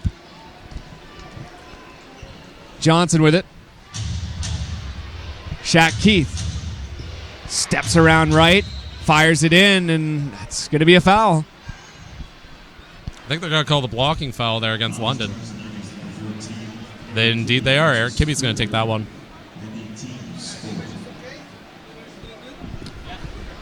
Should point out, looking at the foul situation, Kirk Williams Jr. sits at 4, Sharon Collins sits at 4, and Mo Bolden sits at 4. It's awfully early in the game to have those kind of fouls, as we see a missed shot from Brandon Robinson there. And London Lightning, only Ryan Anderson with 3 fouls is anywhere close to foul trouble. That basket won't count. No. Both teams have 4 fouls as well in this third quarter. London has the lead, 78-74. So inbound coming here from Kibbe on this near side. 21 seconds on the shot clock. Patterson collects. Johnson playing defense up against him. Capers taking a step back on the far side. Maxwell getting set. Oh, he won't take the pick. He'll take the ball. They'll switch it over. Here's Wright. Tries to step around Bolden on the fade. Wright's got the hot hand. He can't get that one to go. Capers with a big offensive rebound. Kibbe can't finish. Stern defense here by the Windsor Express, and they get the ball. Keith. What's the call there? Oh. Blocking foul on Capers. As Or he Kibbe, goes to I'm not ground. sure. There's 2 guys on the ground. Yeah, Capers and Kibbe there. You see Kibbe getting a hand from the referee. Regardless, Shaq Keith going to the line here for 2. So again, London with the lead here in the final regular season game of this season. Windsor will move on to take on the Niagara River Lions on Monday. London will host the Orangeville A's on Monday as well. Buckets. He got it. Capers with the step around, takes it off to Kibbe, and he's stripped of the ball. Keith loses it. Kibbe tries to tip it out, and it's collected here. It looks like that's Robinson on the ground. No, my apologies. That's Theo Davis. Kick ball. That's going to be a kick ball on Theo Davis, so London's going to get the ball here. 3:26 left in the third here. And yeah, you see Shaq Keith coming out of the game and Billy Rush coming in. Interesting with Billy Rush. This is his third NBLC team of this season. Started the season out east with the Island Storm, moved to the Niagara River Lions, and now plays for the Windsor Express. Very rarely do you see that, for sure. Inbound coming here on the far side. Looks like that's Marcus Capers getting set. Just had to wipe down something in the key there. Right. Patterson trying to call around Capers. He'll get the ball. Looks like that shot, or that play rather, has kind of gone dead. Right. Tries to spin around Bolden. Keeps possession, takes it to the hoop, and he will draw the foul on the shot. And again, we see Windsor giving London opportunities to make these free throws. And it's really starting to hurt them. This is going to be London's 27th and 28th shot from the free throw line. As opposed to Windsor, who's only been there 15 times. So if Windsor plays with better discipline, they've got this game, but just not showing it so far. They're lucky London's only shooting 70%. Akeem Wright at the line here. Gets that first one to go.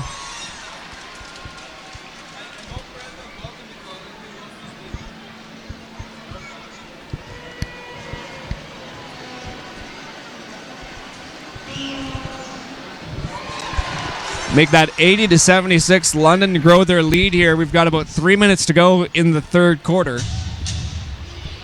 And number 1 versus number 2 in the Central. The Express with possession. This is Brandon Robinson. Fights off right. Runs into a wall. He'll chip it out. This is Billy Rush for 3. Misses that one. Great rebound there by Stephen Maxwell. You just see how high he got up to get that one. Robinson fires it across. This is Akeem Wright on the dribble. Maxwell looks around. He's got a bit of space. He's going to take on Kirk Williams Jr.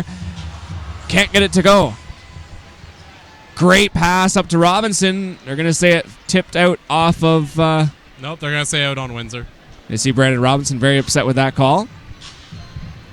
2:33. Still voicing his opinion, as you can see. Just to his own teammate, of course, there.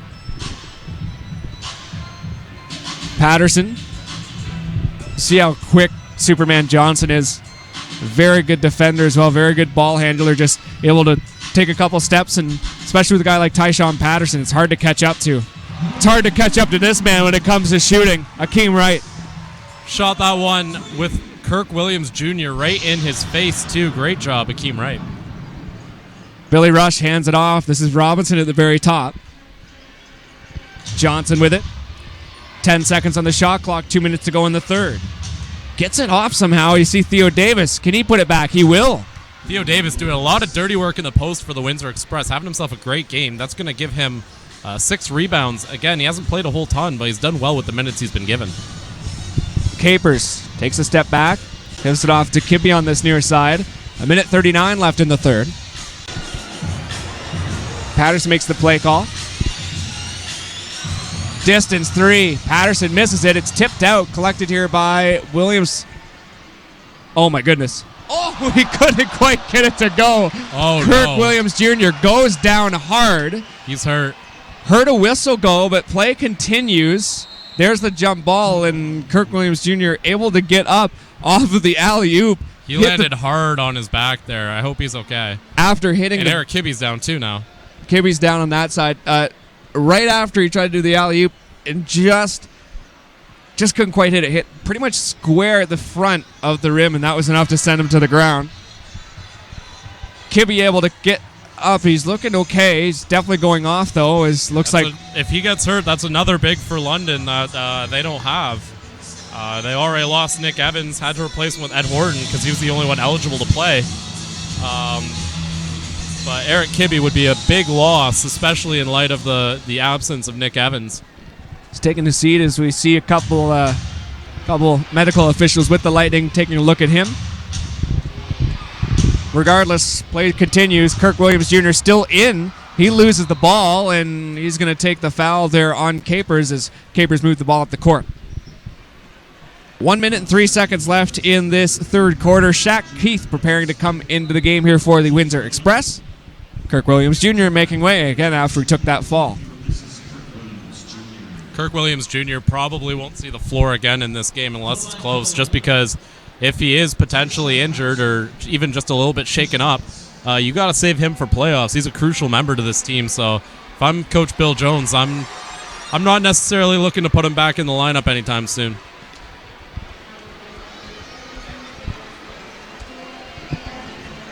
Patterson gets that one to go, make it 85-78. We got a minute to go in the third. Johnson crawls across half. Keith. Warren Ward looking around, playing defense. He's backing down on Keith here. That's going to be a foul, and it's going to go against Warren Ward. So that'll bring London up to 6 fouls in the quarter. The Express already with 7. And looks like Ryan Anderson is coming into the game for the Bolts, and Ward is making way. Ward with 20 points to his name so far tonight. Keep in mind he's also got 3 fouls as well. Robinson works around Anderson. Oh, great finish. Just like that. Beautiful stuff from Brandon Robinson. Such a smooth athlete when he's attacking the bucket. Patterson moves it across half. 26 seconds left in this quarter. Patterson off to Wright. Anderson in the corner. He's open, but looks like Wright's going to find a lane. Great rebound there by Maxwell. He's going to draw the foul, and he's going to go to the line as well. I'd almost be curious if there was a stat that showed how many fouls a player draws, because I think Stephen Maxwell might lead the league in that category. He just always aggressively attacks the bucket and gets other teams into foul trouble. We've seen multiple players on the Windsor Express in foul trouble. Maurice Bolden and Kirk Williams Jr. both have 5 already. Sharon Collins with 4. And a lot of that can be attributed to the way that Maxwell's attacked the bucket, and guys like Bolden and Kirk Williams Jr. Just kind of have to hold on and when Stephen Maxwell goes to the rim. He's actually just got himself a double-double. He's had a double-double in almost every game this season, except for like 3 or 4. Yeah, I think it's around 4 games. It's very, very impressive. Of course, he also destroyed the single-season rebounding record as well. Tim Parham held that one for former Windsor Express. Former Windsor Express, and also a Halifax player as well. As we see the buzzer go here for the end of the third quarter. We'll be back with the fourth quarter after this.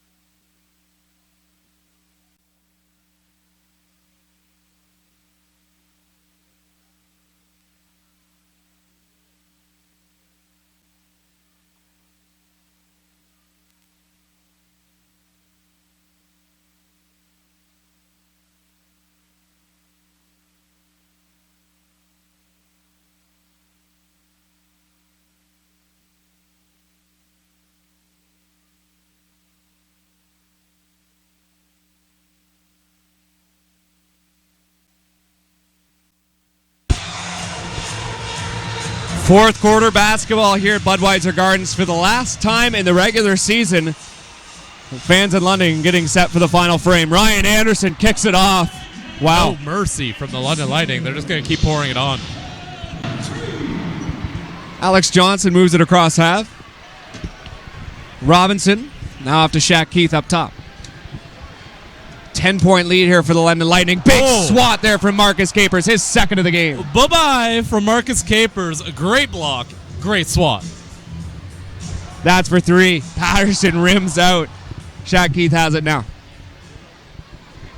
Capers with yet another block. Again, his second of the game. Winter Haven, Florida native, averaging exactly one block per game for the Bolts so far this season. Patterson takes it up. Finished! Guess who? Marcus Capers. Marcus Capers with excellent timing to perfectly put back that put back. Johnson has it. He'll move across half. This is Brandon Robinson up top.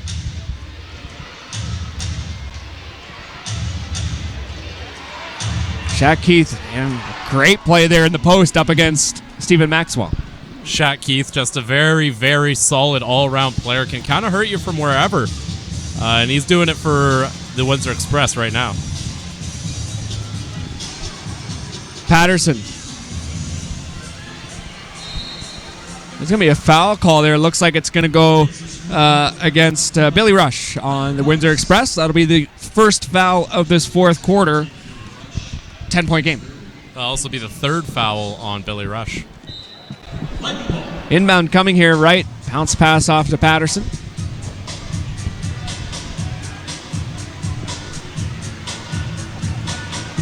Right on the fade, top of the key, misses it.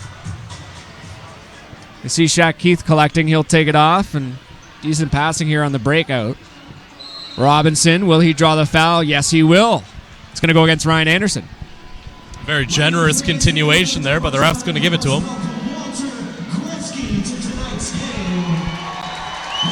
10-point game again, as we said. Looks like the refs are sorting something out here. Again, just 10 minutes to go in this one. Quick update on the game happening elsewhere, the Niagara-Orangeville game, rather. Niagara closing the gap, 103-100 now. We're at Orangeville still with the lead. Patterson with it, moving it across. 10 minutes to go. Anderson, deep three, contested, he gets it. Not much to say about that, just clinical stuff from Ryan Anderson. Well, between Ryan Anderson and Warren Ward, it's really been the three ball carrying the London Lightning tonight. Brandon Robinson. Waits. Oh, great play there by Alex Johnson. He'll take the shot, he'll miss it. And that'll be good there from Jolly down low.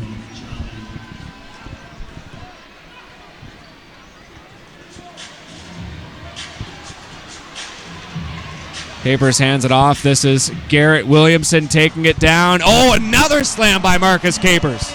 Marcus Capers, again, such an athlete. He has that great wingspan, so he's only 6'5", but really he can cover the 1, 2, 3, and 4 spots on the court. Pretty much everyone but the center. Marcus Capers can defend. He's got that length that allows him to get up and get rebounds as if he were a 4, and on that one, leads to a putback. Robinson. Gets a bit of space up top. He's going to take it off to Johnson. Over top of Patterson. He'll get it to go. Alex Johnson having a nice little game here. Sharon Collins in foul trouble. Hasn't been able to play much. Tony Bennett, of course, getting some rest. So Alex Johnson doing a good amount with some limited minutes. Wishes the shooting number was a bit higher. He's only 1 of 10. But he's done some nice things on the court as a playmaker and distributor as well. 8:40 left in the fourth quarter. I should add, we were talking about Marcus Capers and some of his versatility. He actually leads the team in assists, which is very rare to see from your small forward or power forward or wherever the heck they decide to put him on any given possession. But Marcus Capers is a very versatile tool for the London Lightning. Well, in Bill Evans brought this up at halftime, talking about Capers kind of being the de facto one in many cases in a couple of these different plays, playing that point guard role. Your thoughts on that moving into the playoffs? 'Cause that's certainly something that Kyle Julius wants. Well, I like Marcus Capers as kind of that point forward. And we've seen it work with the London Lightning before. They used to use Garrett Williamson in that role a lot, as we see a nice little finger roll there from Brandon Robinson. But it's something the Lightning used to like to do a lot. Usually it was Williamson doing that role, and I like the idea of having that point forward because not a lot of other teams in the NBL can do that. London's got 2 players capable of it. And another foul there. You see the referees communicating with the table on the other side of the court. Sitting underneath the table there is Maurice Bolden. He's coming into the game. Rudolph Jolly is making way. One of the things that's kind of interesting about this game is the fact that the London Lightning actually are getting quite thoroughly out-rebounded, and that speaks to the size deficiency that we talked about earlier. Other than Stephen Maxwell's 11, Tyshawn Patterson is actually the next leading rebounder, and that's not always a promising sign. And when you're going into the playoffs knowing that you're short on big men, you kind of want to see Taylor Black and Eric Kibbe combine for more than 1 rebound. Bit of movement here. Robinson with it for 3. It was deep, and it was no good as well. Taken here by Shaq Keith. Couple swats, and Hakeem Wright able to strip the ball off of Keith. 101-91. We got 8 minutes to go here at Budweiser Gardens. Marty Thompson and Chris Croucher up in the booth. Inbound coming, and it's tipped there by Garrett Williamson. Looks like there's a foul on the play. Looks like it's going to go to 44 in white, Ryan Anderson, and that will be his 4th on the night. Now leading the Lightning in that category. Inbound, 22 seconds on the shot clock. Bolden has it. Great play in the post here by Keith. Looks like he's going to draw the foul. Garrett Williamson goes sliding across the net. Shaq Keith going to the line. Let's talk a little bit about London and Orangeville, Chris, because that's really what London Lightning fans and London Lightning players likely are thinking about. London won the season series 8-3, but there were a couple games in there where Orangeville really gave them a run for their money, and even last night they did in Orangeville.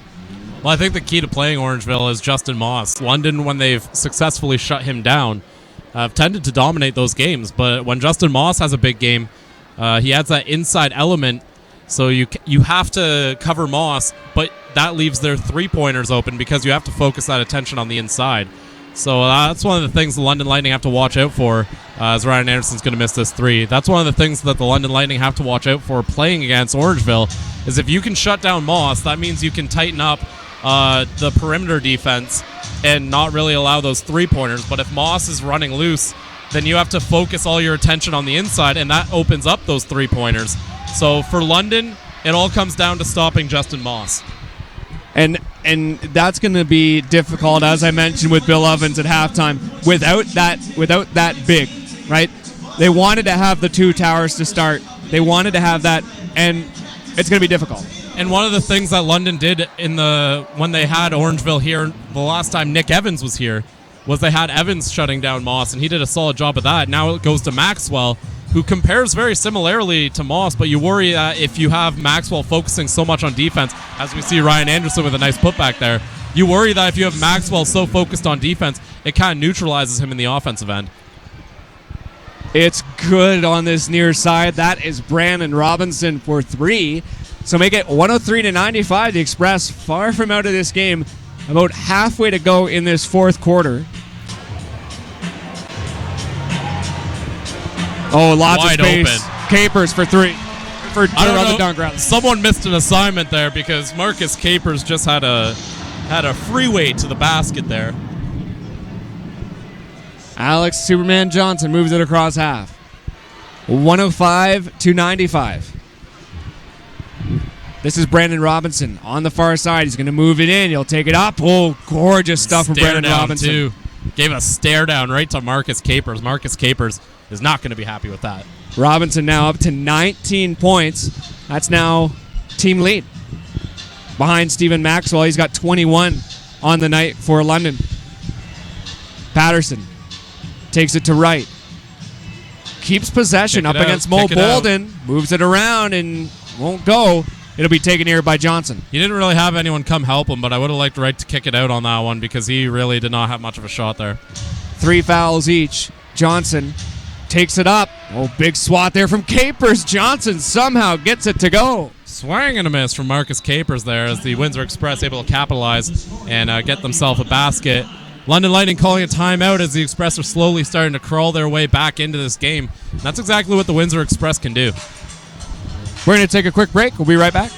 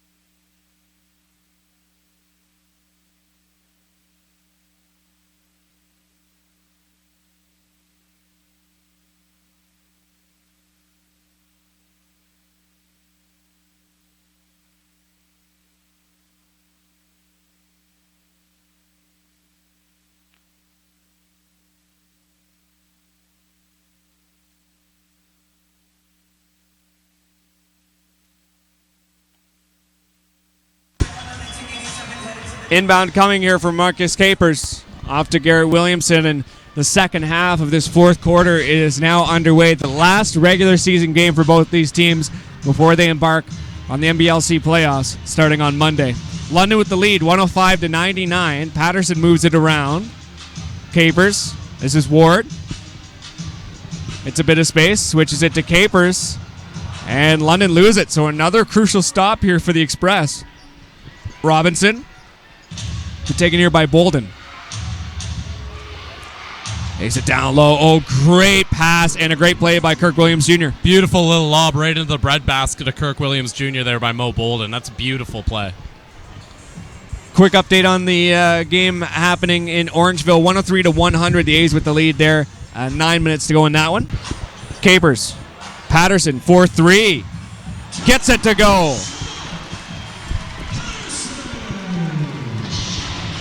Should clarify, it's 120-113 Orangeville.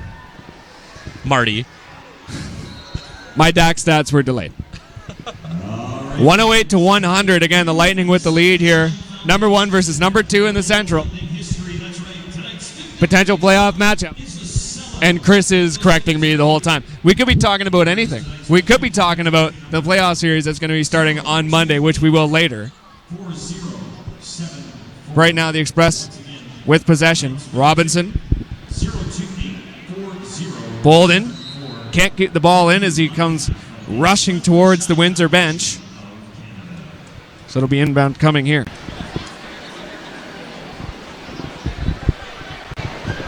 Again, London versus Orangeville here on Monday. We'll have that game. We'll have game 2 on Wednesday.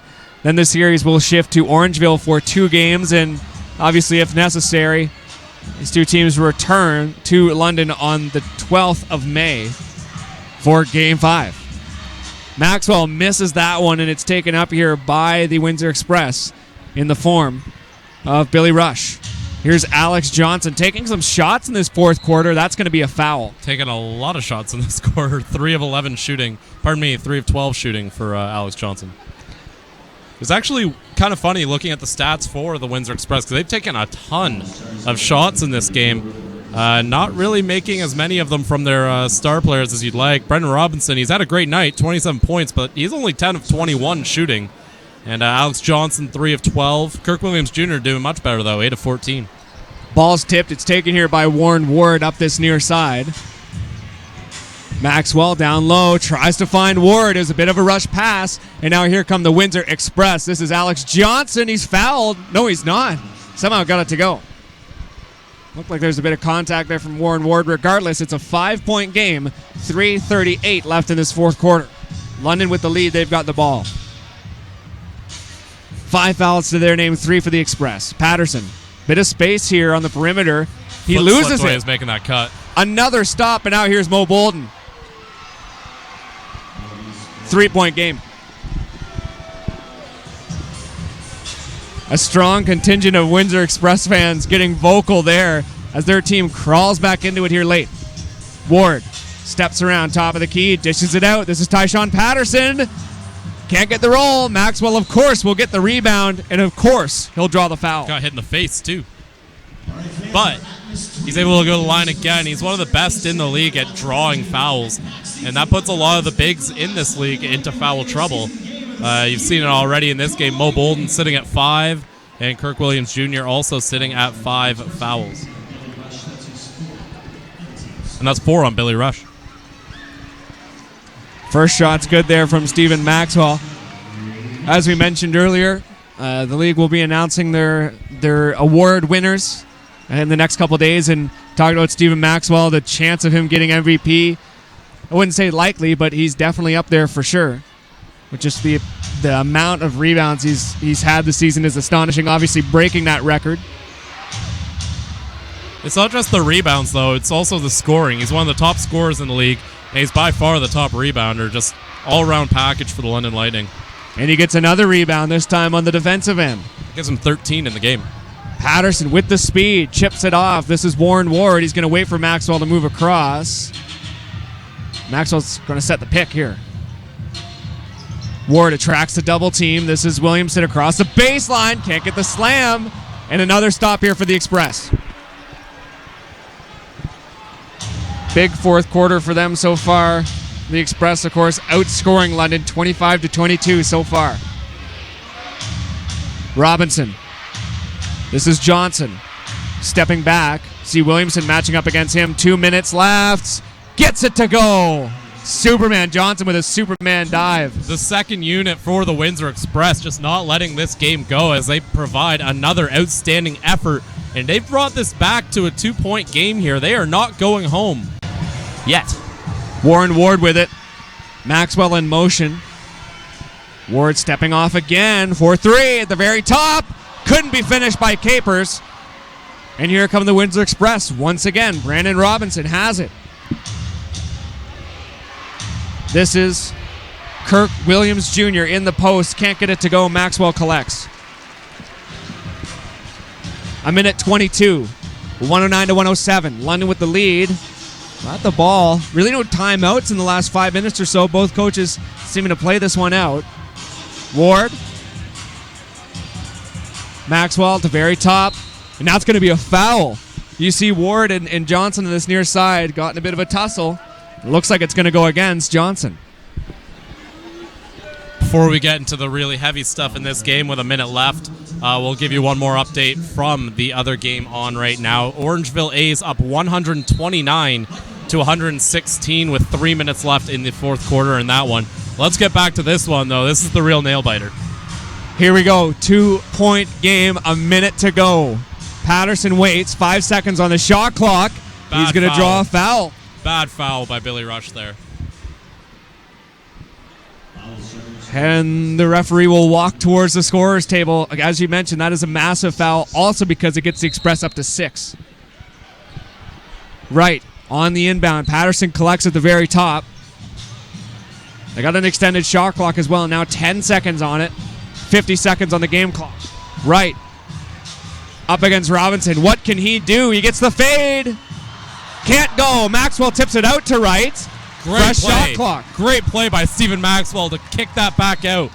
Excellent job, and that's going to be another foul, this time on Alex Johnson. Tyshawn Patterson's going to go to the line. That is the 7th foul for the Windsor Express in this quarter. That puts them over the limit. 2-point game, and Tyshawn Patterson could make it 3 or 4 here at the line.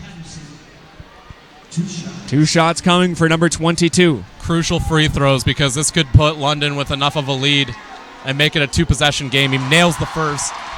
This second one's the key one, though. Here we go. Misses it. Taken here by the Windsor Express. Johnson moves it up the far side. Again, it's a 3-point game. Doesn't have to be a quick three. Take your time.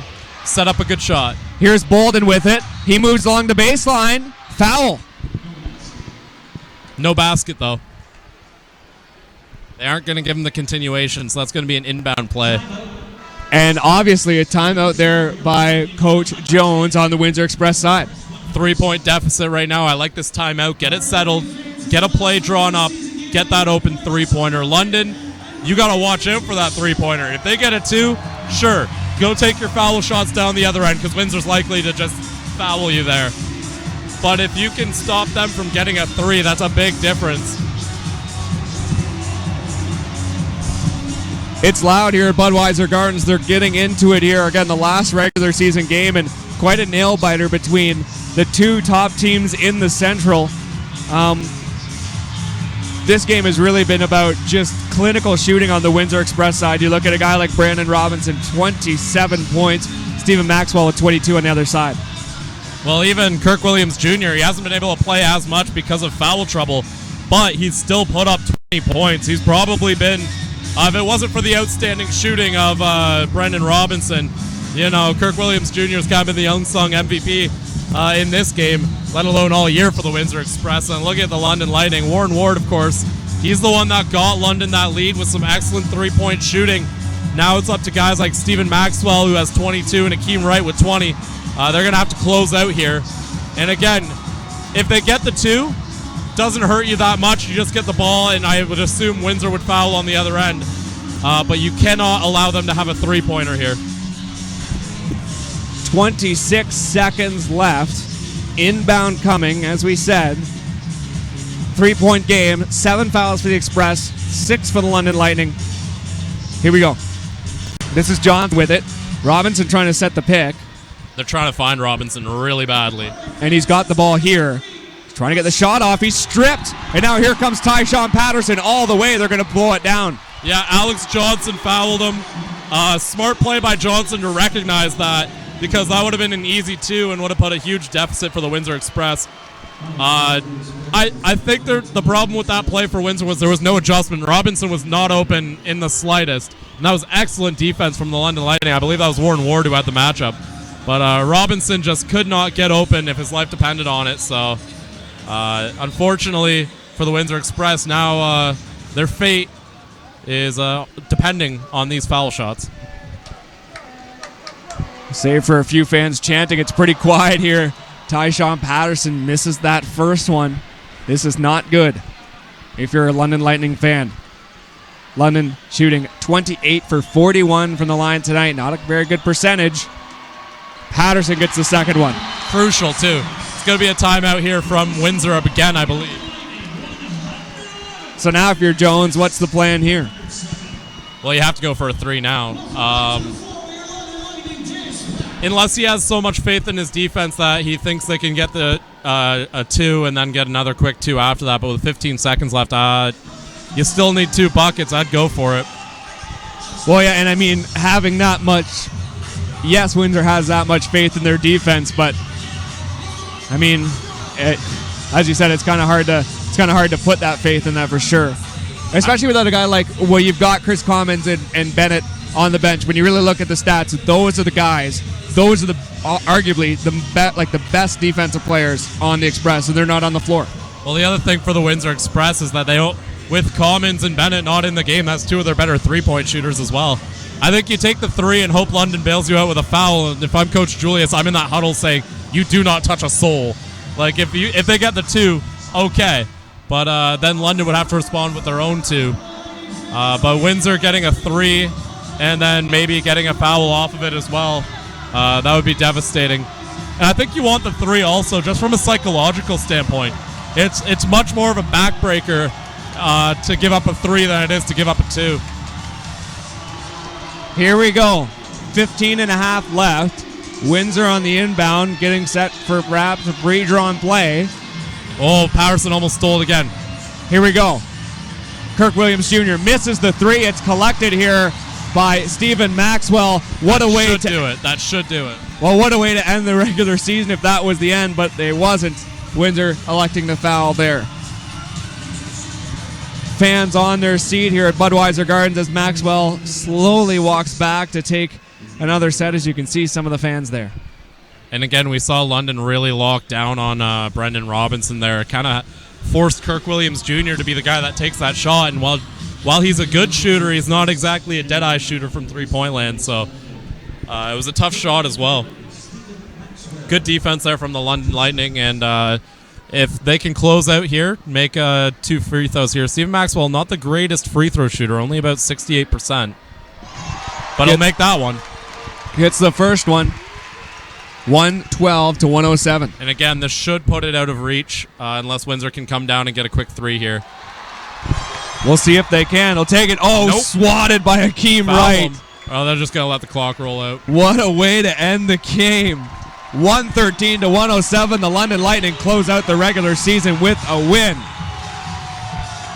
Chris, your thoughts on that game? London obviously performing quite well. What an incredible way to close out your season if you're the London Lightning. An emotional, well-played game from the London Lightning. They executed exceptionally well offensively and at the end defensively. I'm sure they wouldn't have liked to have let Windsor back in that game, but considering it was mostly their second unit for the second half, I think you have to feel good about your bench going into the playoffs against Orangeville. And for Windsor, again, it was the same case. It was mostly their second unit, and they almost clawed their way back with that second unit. So both teams go into the playoffs with this game having a lot of positives for both sides. So I think it worked out really well for Windsor here and London. Considering, if we're being honest, win or lose didn't mean anything. It was about making sure you go into the playoffs with the right momentum, with the right skill set, with the right lineups, having everything in sync. And that's what this game did for both teams. They got to test their depth, they got to work their bench units, and they got to see which lineups are going to work going into the playoffs. And now they go in with a ton of positives, both teams, to take home with them and go into having home court in the playoffs with that positive buzz is going to be huge. Kyle Julius taking to the mic and thanking the fans here at Budweiser Gardens. Well, if you're Kyle Julius heading in against Orangeville on Monday, we'll have that game. What's your thoughts on how London's going to match up with them? Well, as we were saying earlier in the broadcast, I think the key to that series is going to be shutting down Justin Moss. In the games where they shut down Justin Moss, London won pretty handedly. In the games where Justin Moss went off, London was fighting for their lives for a win. So they're going to have to make sure that Justin Moss doesn't go off against them. And that's going to be up to Stephen Maxwell and Hakeem Wright. Those are the two guys who are going to have that defensive assignment. And Justin Moss, an absolute beast. Because what Justin Moss does is when he's strong on the interior, all the defenders for the Lightning have to now come back and always have to check and see if they have to play help defense against Justin Moss. But if Justin Moss gets shut down, you can then spread those guys and bolster your perimeter defense. And what Orangeville likes to do is send it into Moss and then open it up so that their three-point shooters can make those shots. If you're able to bolster that perimeter defense, they can't make their threes, and Justin Moss isn't performing. That's the key to beating them. So London's going to have to make sure they shut down Moss. Can't wait for Monday. We'll have that game here at Budweiser Gardens. Back to tonight's game. The Windsor Express fall to a record of 21-19, close out the season with that record. The London Lightning move up to a record of 26-14 on the season. So for Chris, myself, and everyone here at Budweiser Gardens, thank you very much for tuning in. The final score, London 113, Windsor 107.